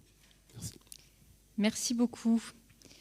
Nous allons maintenant passer à la deuxième partie de la table ronde avec un focus particulier sur tout ce qui est captation vidéo. Alors on va, Madame Marie-Laure Denis, vous entendre dans quelques minutes. Merci, Madame la Présidente de la CNIL, la Commission nationale de l'informatique et des libertés, de nous faire l'honneur de votre présence. On sait que ces questions sont complexes en termes d'équilibre, équilibre entre l'efficacité, entre les libertés, et que ces deux sujets s'entremêlent par bien des outils qu'on utilise, que s'agisse de vidéoprotection, on en a parlé, des drones, Monsieur le Préfet de police l'a évoqué, des caméras piétons. Le sujet de la reconnaissance faciale est un sujet un petit peu différent. Je ne suis pas sûre qu'on l'évoque complètement, d'autant que le récent rapport parlementaire de Jean-Michel Miss nous a été remis et qu'on est en train d'en prendre connaissance. Mais déjà, Madame la Présidente, par rapport à ces capacités de captation vidéo qui sont utilisées par nos forces, est-ce qu'il est possible, selon la CNIL, d'assurer un juste équilibre entre, d'une part, la sécurité des biens et des personnes, qui est notre cœur de métier, et l'indispensable efficacité de l'action? Quel est votre regard sur ces nouveaux outils, sur la protection des libertés et aussi des données à caractère personnel? Quel est votre point de vue sur ces questions aujourd'hui? Merci Madame. Je vais peut-être me permettre juste d'enlever rapidement mon masque pour ne pas avoir de buée sur mes lunettes. Merci. Je voulais d'abord relever, comme ça a été fait, que cette table ronde se tient dans des circonstances particulières en l'absence du ministre qui est au chevet des victimes de cet accident d'hélicoptère de la sécurité civile. Et naturellement, j'ai une pensée aussi pour ces victimes. Avant de rentrer dans le vif du sujet, les films qui ont été projetés sur Singapour montrent à tout le moins qu'il y a une concurrence dans les modèles de régulation en matière de protection des données dans le monde.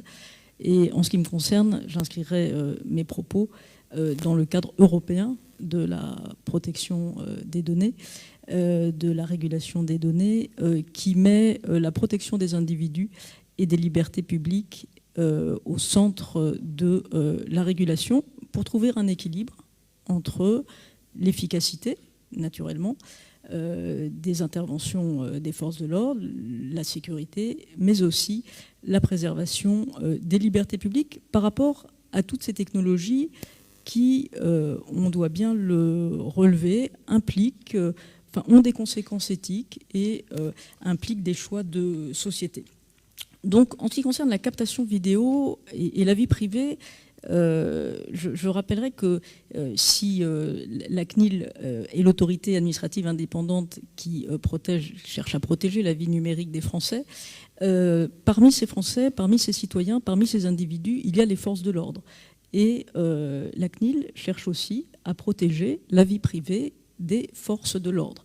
Un débat s'est beaucoup cristallisé au début de l'année à l'occasion de la proposition de loi sur la sécurité globale sur la diffusion d'images malveillantes dans l'intention de nuire aux policiers, aux gendarmes, le cas échéant, à leurs familles.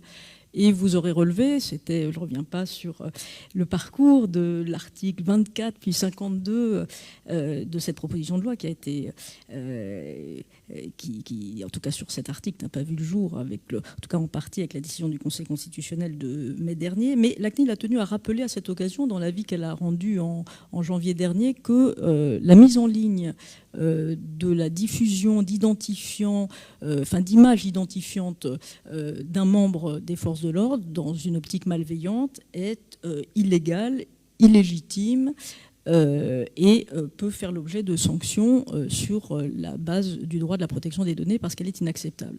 Il y a un deuxième levier en matière de protection de la vie privée des forces de l'ordre, et toujours à propos de captation vidéo ou de diffusion de contenu sur Internet, qui est, si j'ose dire, on l'oublie trop, c'est le droit à l'oubli. C'est-à-dire que vous avez la possibilité de demander à un moteur de recherche je ne les citerai pas pour ne pas faire de publicité, mais de supprimer des résultats qui sont liés à votre nom, à votre prénom, à votre identité, si vous le jugez nécessaire. Le moteur de recherche fait une balance entre le droit à l'information d'un côté et la protection de la vie privée de l'autre. S'il refuse de déréférencer ces contenus, vous pouvez saisir la CNIL.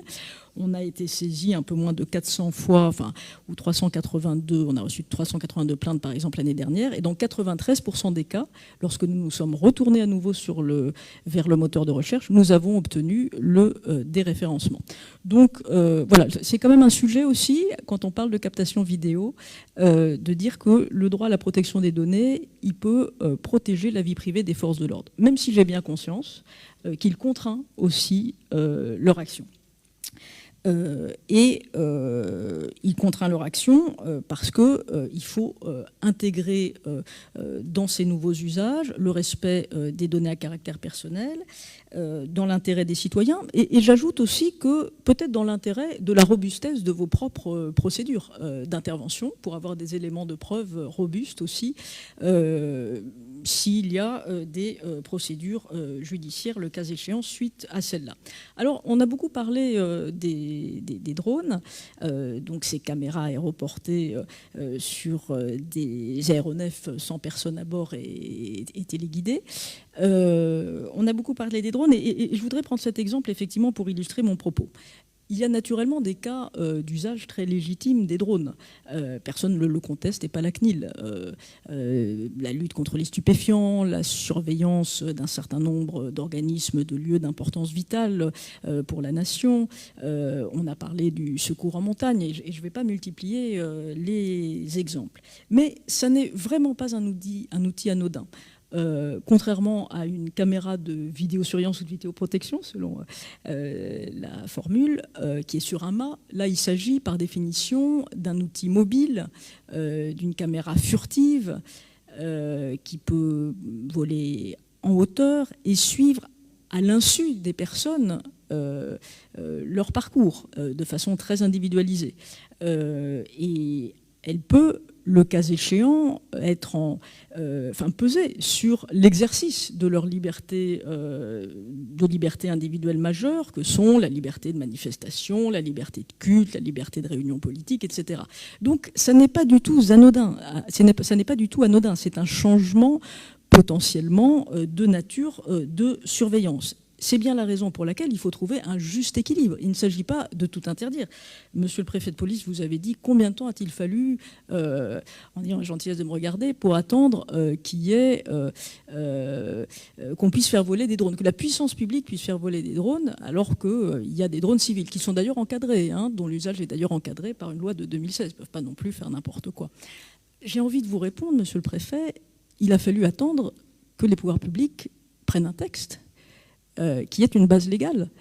C'est plutôt l'absence de base légale qui avait, pour faire voler des drones, que ce soit dans le cadre du respect des mesures de déconfinement ou de la surveillance de manifestations, qui avait étonné et la CNIL et le Conseil d'État à 2 reprises en 2020, puis cherchant à apporter encore davantage de garanties, le Conseil constitutionnel récemment. Mais qui dit base légale, dit texte, dit avis de la CNIL, avis du Conseil d'État, débat parlementaire, ce qui est important quand même pour des choix de société qui ne sont pas anodins encore une fois, et des garanties validées par le Conseil constitutionnel. Donc il a juste fallu attendre le temps que ce processus se déroule. J'ajoute que dans le cadre du projet de loi sur la responsabilité pénale et la sécurité intérieure, qui va bientôt être abordé au Parlement, de nombreuses garanties demandées par la CNIL, en tout cas de nombreuses recommandations de la CNIL, ont été incorporées dans ce projet de loi, même s'il mérite naturellement d'être débattu et pour voir si cet équilibre entre efficacité et sécurité des interventions des forces de l'ordre et respect des libertés individuelles est garanti.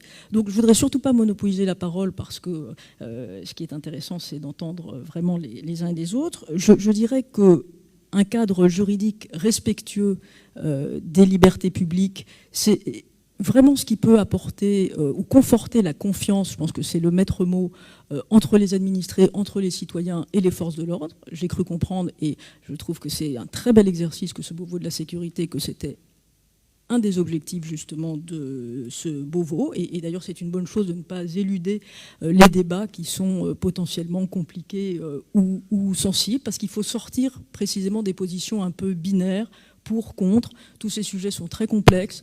On ne va pas parler de reconnaissance faciale, mais l'authentification en matière de reconnaissance faciale, ce n'est pas l'identification à l'insu des personnes dans l'espace public. Il faut des garanties, des lignes rouges, un encadrement, etc. Voilà, donc encore une fois, je crois qu'il y a des choix de société à faire qui méritent d'être débattus. Il y a un terme qui a été employé, ou deux, qui sont les termes de souveraineté et de cyber, auxquels je souscris parfaitement. Toute l'action de la CNIL s'inscrit précisément dans cette volonté de défendre, pour ce qui la concerne, parce qu'il y a bien d'autres enjeux ou champs d'intervention, la souveraineté numérique française et européenne, et les questions de cybersécurité. Le règlement général sur la protection des données, qui est mis en œuvre depuis la mi-2018, est le seul texte, à ma connaissance, qui impose des obligations de sécurité en matière de traitement de données aux entreprises, aux pouvoirs publics, aux organismes. Et nous recevons de plus en plus, vous l'imaginez, des milliers de notifications de violations de données. Et en ce qui concerne la souveraineté, il y a tout l'enjeu du cloud souverain. Où stocke-t-on nos données? Est-ce qu'elles restent en France et en Europe? Est-ce qu'elles ne sont pas accessibles par les autorités étrangères hors de l'Union européenne? Et puis, enfin, je dirais que j'appelle simplement sur ces sujets à des débats sereins, précisément pour pouvoir faire une synthèse aussi raisonnée que possible entre les besoins des acteurs de terrain que vous êtes et les impératifs démocratiques qui vous sont chers aussi, j'en suis convaincue. Merci. On donne tout de suite la parole à Monsieur Mathieu Vallée pour le syndicat indépendant des commissaires de police pour continuer ce débat serein et apaisé. Merci Camille, Monsieur le directeur général, Monsieur le préfet de police, Monsieur le major général. Vous savez, Madame la présidente de la CNIL, vous allez à Marseille dans les quartiers nord, on a la chance d'avoir un ancien préfet de police des Bouches-du-Rhône. Les voyous n'ont pas attendu les instances républicaines pour s'accaparer des technologies qui nuisent à la police. Vous avez des voyous qui mettent des drones en route à la Cité de la Castellane, à la Bricarde, à Campagne-l'Évêque, et qui utilisent ces drones en toute illégalité, où nous, les forces de l'ordre, avec les moyens très faibles, légaux dont on dispose, permettent de déceler les interventions policières. On n'est pas toujours d'accord avec le préfet de police, évidemment, en tant qu'organisation syndicale, mais enfin, le préfet de police a raison. Moi, ma mère m'a bien élevé, j'ai toujours eu plus peur des voyous que des gens qui portaient l'uniforme. Et dans ces manifestations où en fait les drones permettent une mobilité, une surveillance et une rapidité que les effectifs physiques sur place ne permettent pas forcément, parce qu'on a des cortèges parfois assez dissous, assez étoffés, ces drones permettent justement d'assurer la liberté publique. Et on voit bien que dans les manifestations, ceux qui saccagent notre liberté de s'exprimer, c'est pas les policiers, c'est ces voyous. Donc cette captation vidéo, elle est indispensable aujourd'hui aux forces de l'ordre pour pouvoir exercer leur métier en toute quiétude et pour que les manifestants puissent venir sans avoir la peur au ventre de ces voyous qui viennent dézinguer les cortèges. Ensuite, vous avez effectivement un grand débat, à mon sens, idéologique. On a eu le sénateur qui s'est exprimé tout à l'heure.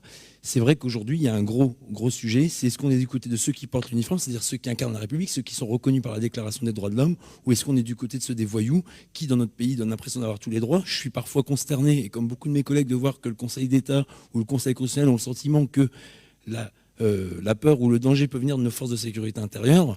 Vous savez, un policier, c'est quelqu'un qui est républicain, parce qu'on est policier parce qu'on est républicain, et c'est justement parce qu'on a signé ce pacte républicain qu'on défend nos libertés et le drapeau qu'on sert par des technologies qu'on ne nous donne pas accès, et auxquelles les voyous ne s'en mêlent pas d'avoir des autorisations ou pas. Vous prenez aussi tout ce cortège idéologique des gens dans certains rassemblements, madame. Hier, à la fête de l'humanité, on est dans un sujet où tout le monde déteste la police, mais ceux qui détestent la police, c'est les voyous qui détestent en fait la République et tous ceux qui l'incarnent, et notamment ceux qui portent l'uniforme. Pareil, madame la présidente de la CNIL, je suis content que vous soyez là. On a une application qui a été créée par des comités anti-flics, l'UVP. Je ne la décrirai pas ici pour éviter de faire de la pub. Vous avez été saisi, on n'a jamais eu de réponse. C'est une application en fait où vous avez des gens qui viennent devant le tribunal judiciaire de Paris, des comités d'Adama Traoré, Assa Traoré, qui en fait vient filmer des policiers, qui enregistrent le visage de nos collègues sur des applications qui ne sont ni déclarées ni réglementées et qui derrière sont diffusées sur les réseaux sociaux. C'est cette fameuse loi, l'article 24 de la loi sécurité globale, qui visait justement à protéger nos collègues, parce que quand on est officier de police judiciaire, quand on est dans le domaine quotidien des affaires judiciaires, on sait qu'en fait, il y a des individus qui sont pernicieux et qui ne menacent pas forcément nos collègues en diffusant les vidéos, mais qui disent « lui, c'est quelqu'un de nocif, lui, il faut le retrouver », sans pour autant basculer cette ligne jaune qui fait qu'en fait, il y a une incitation à la haine ou à la violence. Et cet article-là, il vise à protéger les forces de l'ordre. Donc c'est, à mon sens, ces captations vidéo, lorsque le préfet de police le fait à Paris sur les réseaux sociaux, lorsqu'il montre les blessures que nos collègues se voient infliger par les voyous, lorsqu'il montre les dégradations que les casseurs viennent provoquer dans ces cortèges aussi, c'est bien que nos images, nos captations vidéo puissent être utilisées par nos forces de l'ordre. Aujourd'hui, tout est fait, tout est contraint pour que les images des policiers soient retenues et celles des voyous soient diffusées allègrement sur les réseaux sociaux.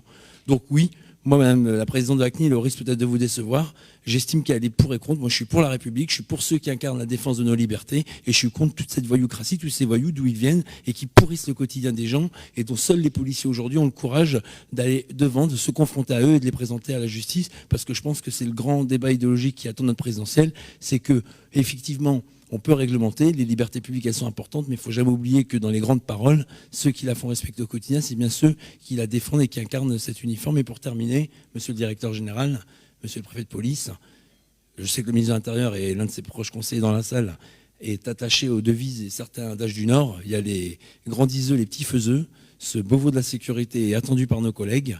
Vous avez raison, monsieur le directeur général, et je suis toujours attristé de voir qu'on est toujours dans la logique du rattrapage du retard. Avant vous, se sont succédés, ont été présents des responsables politiques. Si aujourd'hui on est dans la situation telle qu'on vit dans notre pays et qu'on en est à dire qu'il faut changer des véhicules, qu'il faut améliorer le quotidien des collègues dans les commissariats, c'est bien parce qu'il y a eu un sous-investissement et qu'à chaque fois, visiblement, la sécurité n'a pas été à la hauteur de l'enjeu que les déclarants dans la salle du jeu de paume l'ont placé lors de la déclaration des droits de l'homme de 1789. Donc on espère que ce Beauvau sera plus de l'action que de la parole, parce que nos collègues sur le terrain, de tout corps et grade confondus, sont en attente de tous ces sujets qu'on a évoqués durant ces longues tables rondes depuis le début de l'année. Merci.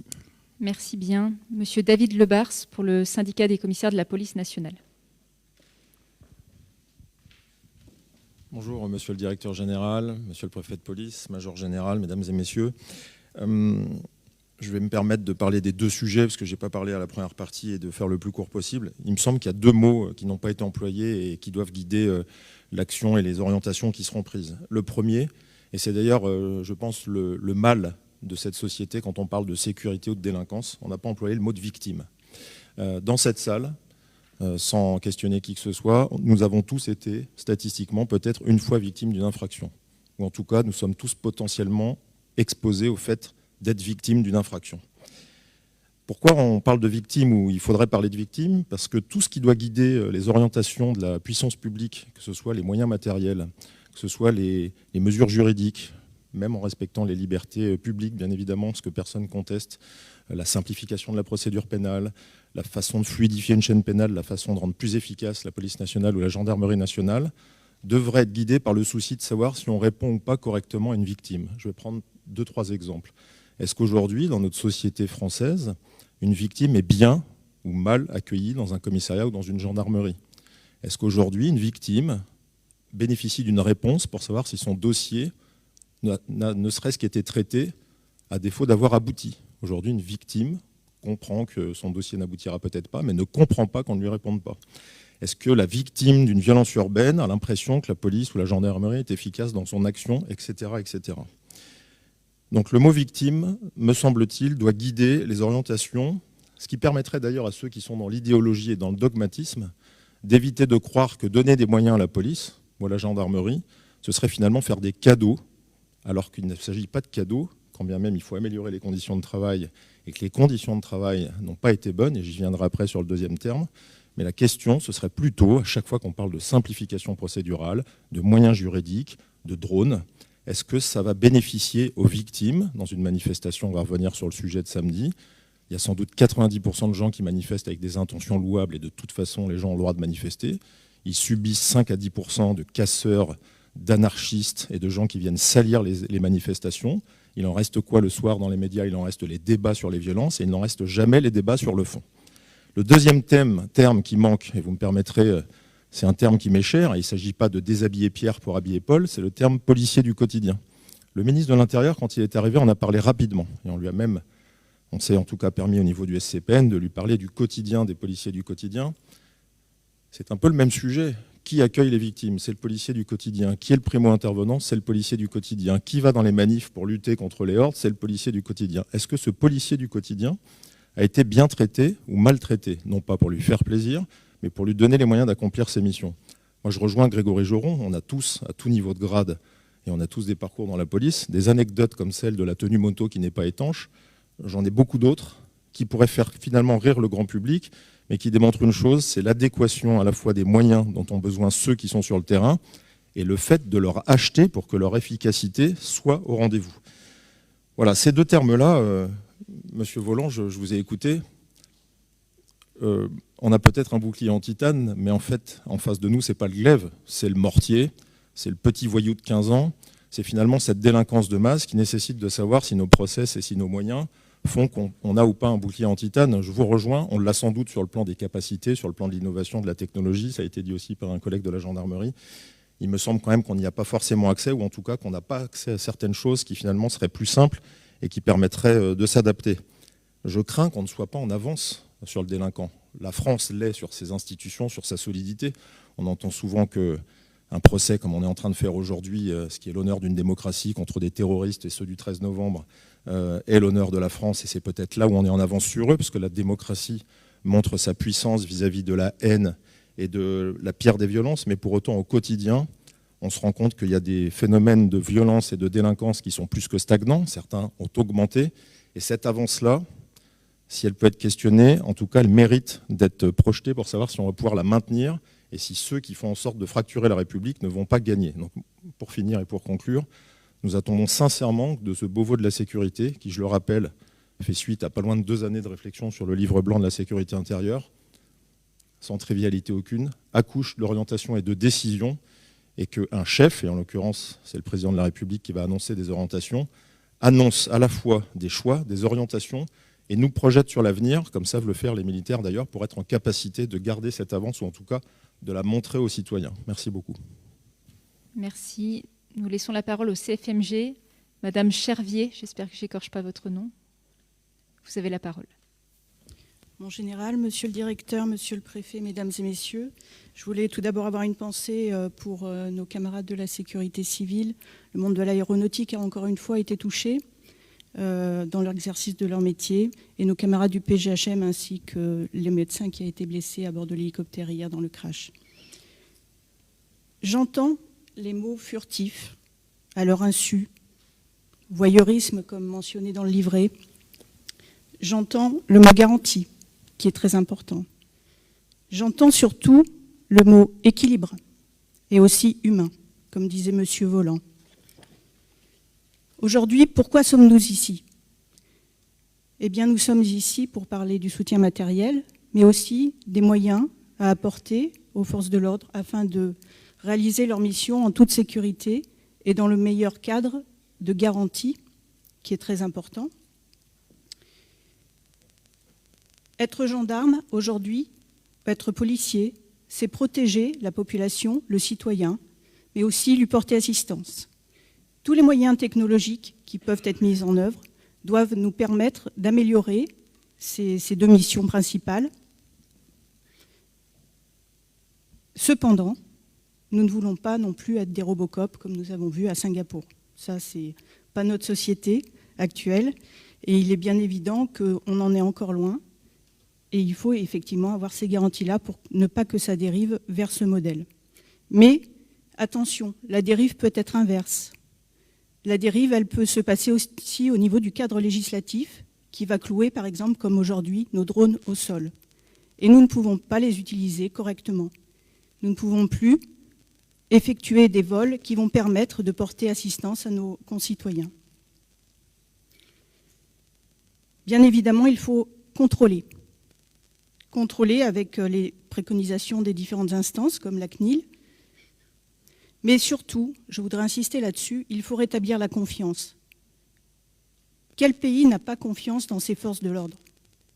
Quel pays ? La confiance, c'est primordial. Nous sommes là pour exercer notre métier, et encore une fois au profit de nos citoyens. Si nous continuons sur cette voie de non-confiance, nous risquons, encore une fois je vais reprendre l'exemple de Singapour, d'ôter l'humain complètement. Pourquoi ? Parce que ça ne sera plus l'humain qui sera au cœur de ces vérifications, mais la technologie qui contrôlera la technologie. Et je ne pense pas que ce soit notre modèle de société. En revanche, pour restaurer cette confiance, il me semble qu'équiper au mieux nos camarades du terrain par des moyens technologiques Et il ne faut effectivement pas perdre de temps, puisque par rapport aux propos de M. Volland, je voudrais dire que nous ne sommes pas si loin d'être rattrapés, parce que nous sommes en perte technologique. Encore une fois, nos drones sont au sol, donc nous n'avons pas d'acquisition, nous n'avons plus rien. Donc il faut garder ce temps d'avance qui est primordial. Et l'équilibre, je vais terminer là-dessus, sur l'équilibre. L'équilibre est là. Il faut les meilleurs équipements, avec de la recherche et du développement, bien évidemment un budget. L'équilibre des meilleurs équipements et des technologies pour nos forces de l'ordre, tout en gardant au cœur de l'action l'humain, parce que c'est l'humain qui a le libre arbitre et qui choisira au final la vérité des images. Ce n'est pas les images qui doivent se choisir elles-mêmes. Voilà. Donc tout cela pour effectuer notre mission au mieux, et surtout à armes égales. Merci beaucoup. On va encore prendre 3 interventions avant de conclure cette table ronde. Monsieur Alexandre Touzé, vous êtes maire de Saint-Yon et vous avez la parole. Merci, mon général, monsieur le directeur général, monsieur le préfet. Peut-être que cette table ronde éclaire peut-être plus toutes que les autres le décalage qu'on a eu dans notre pays et depuis de nombreuses années entre les compétences régaliennes de l'État et les autres compétences, c'est comment on a pu abandonner, et j'allais dire toute sensibilité politique confondue, certains secteurs qui sont pourtant essentiels, qui justifient même l'existence de l'État, c'est-à-dire la sécurité de nos concitoyens. Je pense à l'armée, je pense à la police, je pense à la justice. Et on voit bien à travers les déclarations sur les tenues, sur l'état des commissariats, on voit bien tout le problème et tout le retard, au-delà de toute considération politique, parce que je crois que c'est toute sensibilité confondue, nous sommes responsables de cette situation. Quelques points. Le premier point, je reprendrai la question du caractère interopérable des moyens. On voit que sur de nombreux secteurs, cela pose problème. Je prends l'exemple de la communication entre les forces de police, gendarmerie et nos polices municipales. Alors, réseau Radio du Futur devrait y mettre un terme, mais on a des vrais sujets. C'est aussi la consultation des fichiers par nos propres services de police municipale. Madame la première adjointe de Dijon parlait de la vidéo, de la mutualisation, mais on a aussi des sujets de mutualisation entre le département, la région, qui ont des systèmes de vidéoprotection dans les collèges, dans les lycées et les communes. Même si la loi sécurité intérieure apporte quelques réponses, elles sont encore extrêmement timides. Et puis, deuxième terme que je reprendrai, les paroles de monsieur le directeur des industries de la sécurité, c'est sur la nécessaire expérimentation. On voit bien que, en fait, tout le monde s'équipe, les délinquants, les puissances étrangères hostiles, et que nous avons un temps de retard. Un temps de retard qui est souvent lié à un droit qui est totalement archaïque, qui ne correspond plus à l'état du danger, et qui, en fait, laisse le monopole de la défense à des personnes qui veulent du mal à la République. Je pense qu'il faut s'interroger quand même sur ce retard. Effectivement, quand on voit les péripéties législatives sur le drone, on ne peut que s'inquiéter quand même sur l'état de notre pays et sur sa capacité à se défendre. Et donc, il faut donc, à mon avis, profondément adapter le droit, protéger, je reprends l'expression des victimes, le recentrer sur la protection des victimes. Je pense qu'aujourd'hui, le droit protège plus ceux qui veulent porter atteinte à l'unité nationale et aux victimes que l'inverse. Et puis aussi anticiper l'avenir. On a parlé du cyber, on a parlé de la reconnaissance faciale. Je me demande si à chaque fois il faut laisser la main, encore une fois, on parlait sur d'autres secteurs de la cybersurveillance, etc., s'il faut à chaque fois, comme on le fait en ce moment, laisser la main à des puissances étrangères, laisser la main à des groupes hostiles, ou si on n'a pas vocation à bien sûr dans le respect des droits et des personnes, à se réarmer et à retrouver le fondement même de l'État qui est de protéger ses concitoyens. Je vous remercie. Merci beaucoup. Monsieur Godon pour Alliance Police Nationale. Oui, bonjour. Juste très brièvement, pour parler un peu budget, parce que quand même c'est un peu le nerf de la guerre pour beaucoup, rappelez quand même que le budget police nationale, c'est un budget déséquilibré à 90% de masse salariale et 10% d'investissement et de fonctionnement. C'est une dérive effectivement de plusieurs années, et nous on se refuse à dire qu'on ne va pas moins bien payer des policiers pour avoir des voitures, de l'informatique ou des cartouches d'encre. Nous, on pense qu'il y a deux voies. On n'a pas à rougir des protocoles indemnitaires indiciaires pour les policiers. Il faut continuer, et d'ailleurs on ne s'appellerait pas Alliance si on ne continuait pas dans cette voie-là. Mais d'un autre côté, il faut aussi qu'il y ait un effort avec une trajectoire qui soit conduite. Pour l'instant, nous subissons une trajectoire des finances publiques qui est celle de 2018-2022, et la prochaine, c'est le programme de stabilité jusqu'en 2027. Il faut absolument desserrer pour que la mission sécurité sorte de ces 3% du budget de l'État. Sinon, les policiers de terrain vont encore subir des expressions de besoin et avec des déconvenues, des déceptions, à la fois, même si on met en place de la déconcentration sur les SGAMI, par exemple. Ça, c'était pour la partie conditions matérielles. Ensuite, pour la partie captation vidéo. Nous avons écouté attentivement la présidente de la CNIL et je voudrais juste rappeler que le visage d'un policier, c'est un élément d'identification au sens de la CNIL et de la délibération de janvier. Donc, nous militons toujours pour le floutage du visage des policiers lorsqu'il y a des diffusions, y compris lorsqu'elles ne sont pas malveillantes. Parce qu'on oublie cette menace indirecte. Lorsqu'on filme un policier et qu'on fait 3 millions de vues avec une intervention de police et que le visage du policier fait l'objet de toutes les attentions, et notamment des individus malveillants, je vous garantis que le policier est en risque. Et lui, et sa famille également. Et on a quelques exemples par le passé qui nous ont bien illustré qu'aujourd'hui, avoir des éléments d'identification des policiers est une recherche des voyous et des délinquants qui veulent s'en prendre à la police nationale. Et ça, c'est important de le rappeler, parce que sinon, on risque de continuer d'exposer les policiers. Alors nous entendons l'équilibre entre liberté publique, les décisions, les avis du Conseil constitutionnel, l'avis de la CNIL également, mais je crois qu'il ne faut pas oublier les objectifs poursuivis. Tout comme d'ailleurs, il ne faut pas oublier, quand on utilise des drones, les objectifs poursuivis. Si vous avez un attentat, et que vous êtes en train de suivre effectivement un élément, eh bien je crois qu'il ne faudra pas s'arrêter à un hall d'immeuble.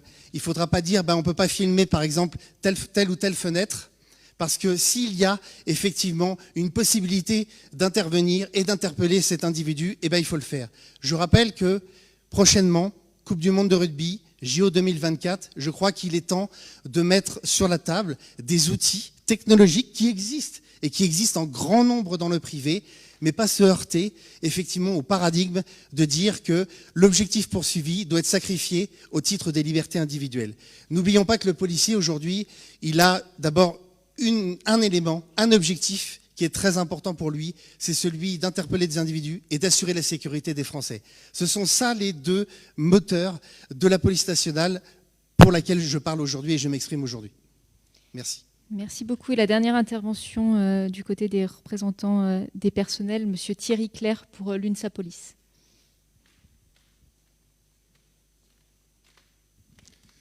Monsieur le directeur général, monsieur le préfet de police, monsieur le major général, bien sûr, si tout le monde en est conscient, nos collègues assurent leur mission avec leurs missions qui sont difficiles, leurs missions qui sont dangereuses, avec des conditions de travail qui évoluent, je dirais, depuis des années.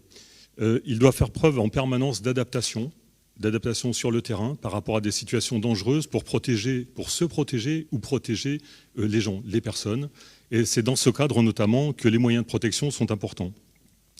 C'est d'ailleurs pour garantir aux policiers des conditions de travail, je dirais, satisfaisantes, leur donner des moyens de remplir leur mission dans de meilleures conditions d'efficacité, pour pallier la dangerosité à laquelle ils sont confrontés, que nous avions notamment, notre organisation syndicale avait fait part d'une proposition d'un gilet pare-balles à port distrait pour les policiers qui travaillent en civil. Notamment, quand on fait référence à notre collègue Éric Masson, le chemin assassiné à Avignon, effectivement, ces besoins sont réels et sont nécessaires. Nous espérons d'ailleurs que cette proposition fera l'objet et sera inscrite dans l'amélioration des conditions matérielles et sera inscrite dans les mesures du Beauvau de la sécurité.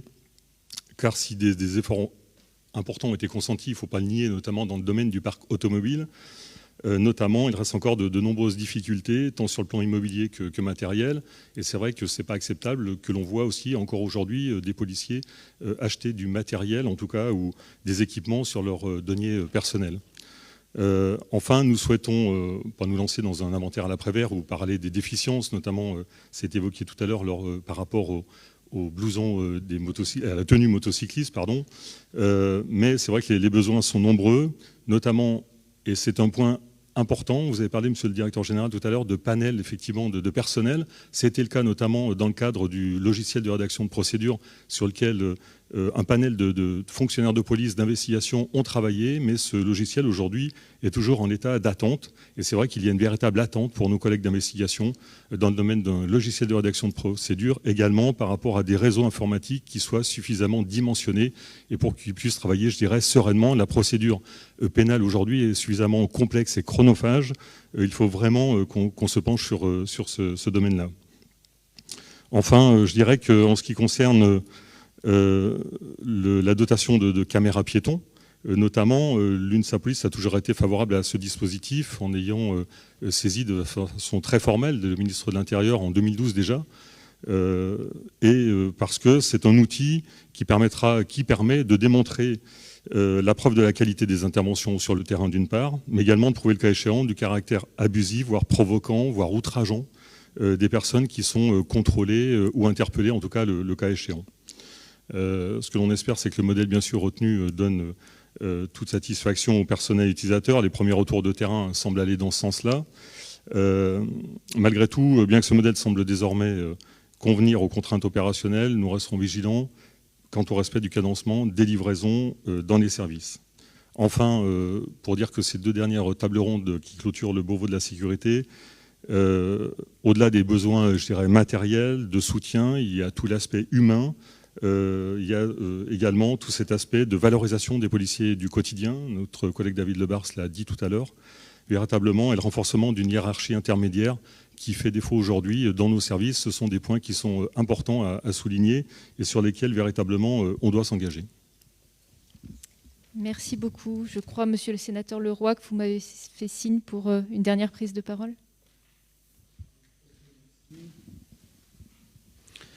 Oui, messieurs les préfets, directeurs généraux, messieurs et mesdames les élus de la République, mesdames, messieurs, le recours à la vidéoprotection est strictement encadré par la loi. C'est vrai. Le cadre européen régissant la protection des données personnelles s'applique pleinement pour le risque élevé des droits et libertés des personnes physiques s'il conduit à la surveillance systématique à grande échelle d'une zone accessible au public. Alors, quelle est la position de la Chambre haute sur les captations vidéo quant aux variétés de dispositifs permettant de renforcer l'efficacité opérationnelle des services de sécurité? Le Sénat est favorable au développement de la captation vidéo et à son utilisation par les forces de l'ordre sous réserve de garanties qui permettent d'assurer le respect des libertés individuelles, vidéoprotection et caméras mobiles. La position du Sénat est d'accepter ces dispositifs qui répondent à des réels besoins opérationnels tout en prévoyant certaines garanties. La limitation de la possibilité de collecte d'images aux seuls véhicules professionnels fournis dans le cadre du service, garantir la sécurité des enregistrements et la traçabilité des consultations, le caractère non permanent des captations qui ne doivent pas dépasser le cadre temporel de l'intervention et d'une partie de celle-ci. Je tiens à souligner les évolutions futures de la captation d'images envisagées par la commission mixte paritaire sur la proposition de loi relative à la sécurité globale. À savoir, certaines techniques devraient être expressément autorisées par le législateur afin qu'elles fassent l'objet d'un débat démocratique spécifique. Captation de son, reconnaissance faciale, interconnexion automatisée de données. Deux évolutions technologiques principales devraient émerger, par conséquent, faire l'objet d'un nouveau débat législatif. Pour la reconnaissance faciale, la Comloi du Sénat a acté le principe d'une très prochaine mission d'information pluraliste sur le sujet qui engendrera des propositions concrètes. Les interconnexions automatisées de données, si la reconnaissance faciale devrait être autorisée par le législateur, la prochaine question sera celle de l'interconnexion des données ainsi recueillies avec les différents fichiers judiciaires et de police, ouvrant sur un nouveau débat démocratique. Je terminerai par les décisions 2021-817 du Conseil constitutionnel en date du 20-5-2021, censurant les articles 47 et 48 de la loi sécurité globale concernant les drones et les caméras embarquées, qui devront également ouvrir une nouvelle réflexion ponctuée par un débat législatif tenant compte de l'arrêt du Conseil d'État de 2020. Les différentes captations vidéo cheminent encore au sein des institutions pour établir définitivement des garanties des libertés individuelles tout en permettant au Parlement d'octroyer l'usage complet de nouvelles technologies indispensables à l'efficacité opérationnelle des forces de sécurité. Merci de m'avoir écouté. Merci beaucoup. Alors, on a balayé ensemble beaucoup de sujets, à la fois RH, budgétaire, logistique, juridique. Je ne sais pas, sur cette deuxième partie de table ronde, monsieur le directeur général de la police nationale, monsieur le major général, monsieur le préfet de police, si vous souhaitez reprendre la parole, sachant que, comme vous le savez tous, il y aura une clôture officielle du Beauvau de la sécurité avec un discours officiel qui aura lieu très bientôt et qui, c'est certain, apportera un certain nombre de réponses. Monsieur le directeur général de la police nationale, Frédéric Vaux. Très rapidement, je pense que sur les termes du débat, liberté publique, liberté individuelle, nouvelles technologies ont été posées une nouvelle fois et sont connues. Et évidemment que cet équilibre est sans doute difficile à trouver. Mais en tant que responsable, il faut que nous soyons attentifs à donner à nos personnels tous les moyens d'agir et toutes les garanties pour se protéger eux-mêmes.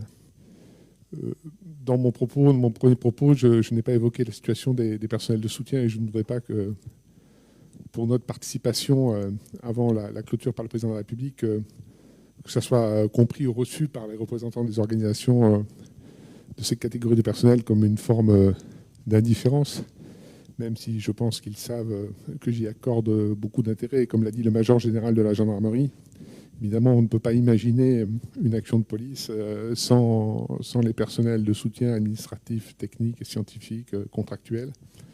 C'est absolument indispensable. Ils ont eux aussi droit à notre protection. Ils ont eux aussi droit à notre reconnaissance, évidemment, mais ça, c'est acquis. Je dirais que c'est en tout cas dans les propos. Après, pour le reste, il y a une dimension politique qui n'est pas de mon ressort. Et évidemment qu'ils ont eux aussi droit d'avoir accès à des techniques, des matériels, en particulier pour la police scientifique. Je mesure le décalage tel qu'il a pu être exprimé par le représentant des personnels scientifiques, enfin du SNPPS. Je voudrais dire quand même qu'il y a des efforts budgétaires, même si ça n'est jamais assez importants, qui ont été réalisés pour avoir un nouveau laboratoire de police scientifique à Paris, monsieur le préfet de police, tout à fait exceptionnel, à Saint-Denis. Dans le cadre du plan de relance, 16,5 millions d'euros sont engagés pour rénover le laboratoire de police scientifique de Lyon et que des budgets ont été engagés également pour améliorer certains plateaux techniques qui sont répartis sur l'ensemble du territoire national, mais tous les sujets qui ont été évoqués méritent évidemment tout notre intérêt, à la fois sur des considérations immobilières, sur des considérations technologiques et techniques, et bien sûr sur des considérations de sécurité. Ça a été dit, mais je veux vraiment beaucoup insister là-dessus parce que c'est un sujet que je partage avec les personnels, les représentants du personnel et les chefs de service. Ça a été rappelé par M. Knecht. Nous avons vécu des drames épouvantables au cours de ces dernières années et voilà, nous mettrons tout en œuvre pour éviter d'être confrontés une nouvelle fois à des tragédies pareilles. Merci bien. Monsieur le major général.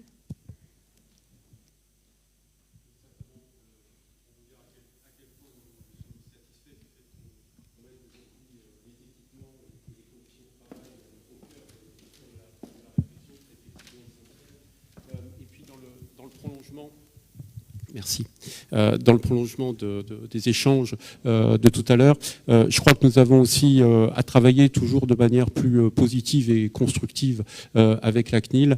Je pense notamment au développement de nouvelles capacités ou de logiciels.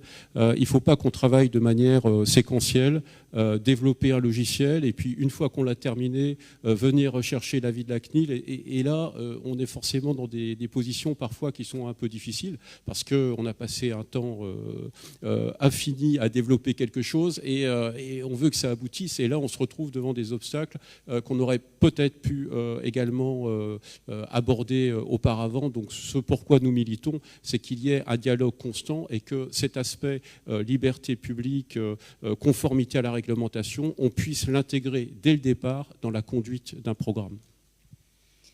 Merci beaucoup. Le temps est donc venu pour la conclusion de cette dernière table ronde. Je souhaitais remercier chacune et chacun d'entre vous, quels que soient vos grades et vos missions, d'avoir répondu présent. Cela nous a occupés pendant de longues semaines dans les travaux préparatoires qui ne sont peut-être pas visibles des personnes qui nous suivent sur les réseaux sociaux, mais qui ont nécessité beaucoup de réunions et un travail approfondi ensemble, une fois de plus, quels que soient les grades et les missions. Je vous remercie donc chacune et chacun et je vous dis à tous à très bientôt.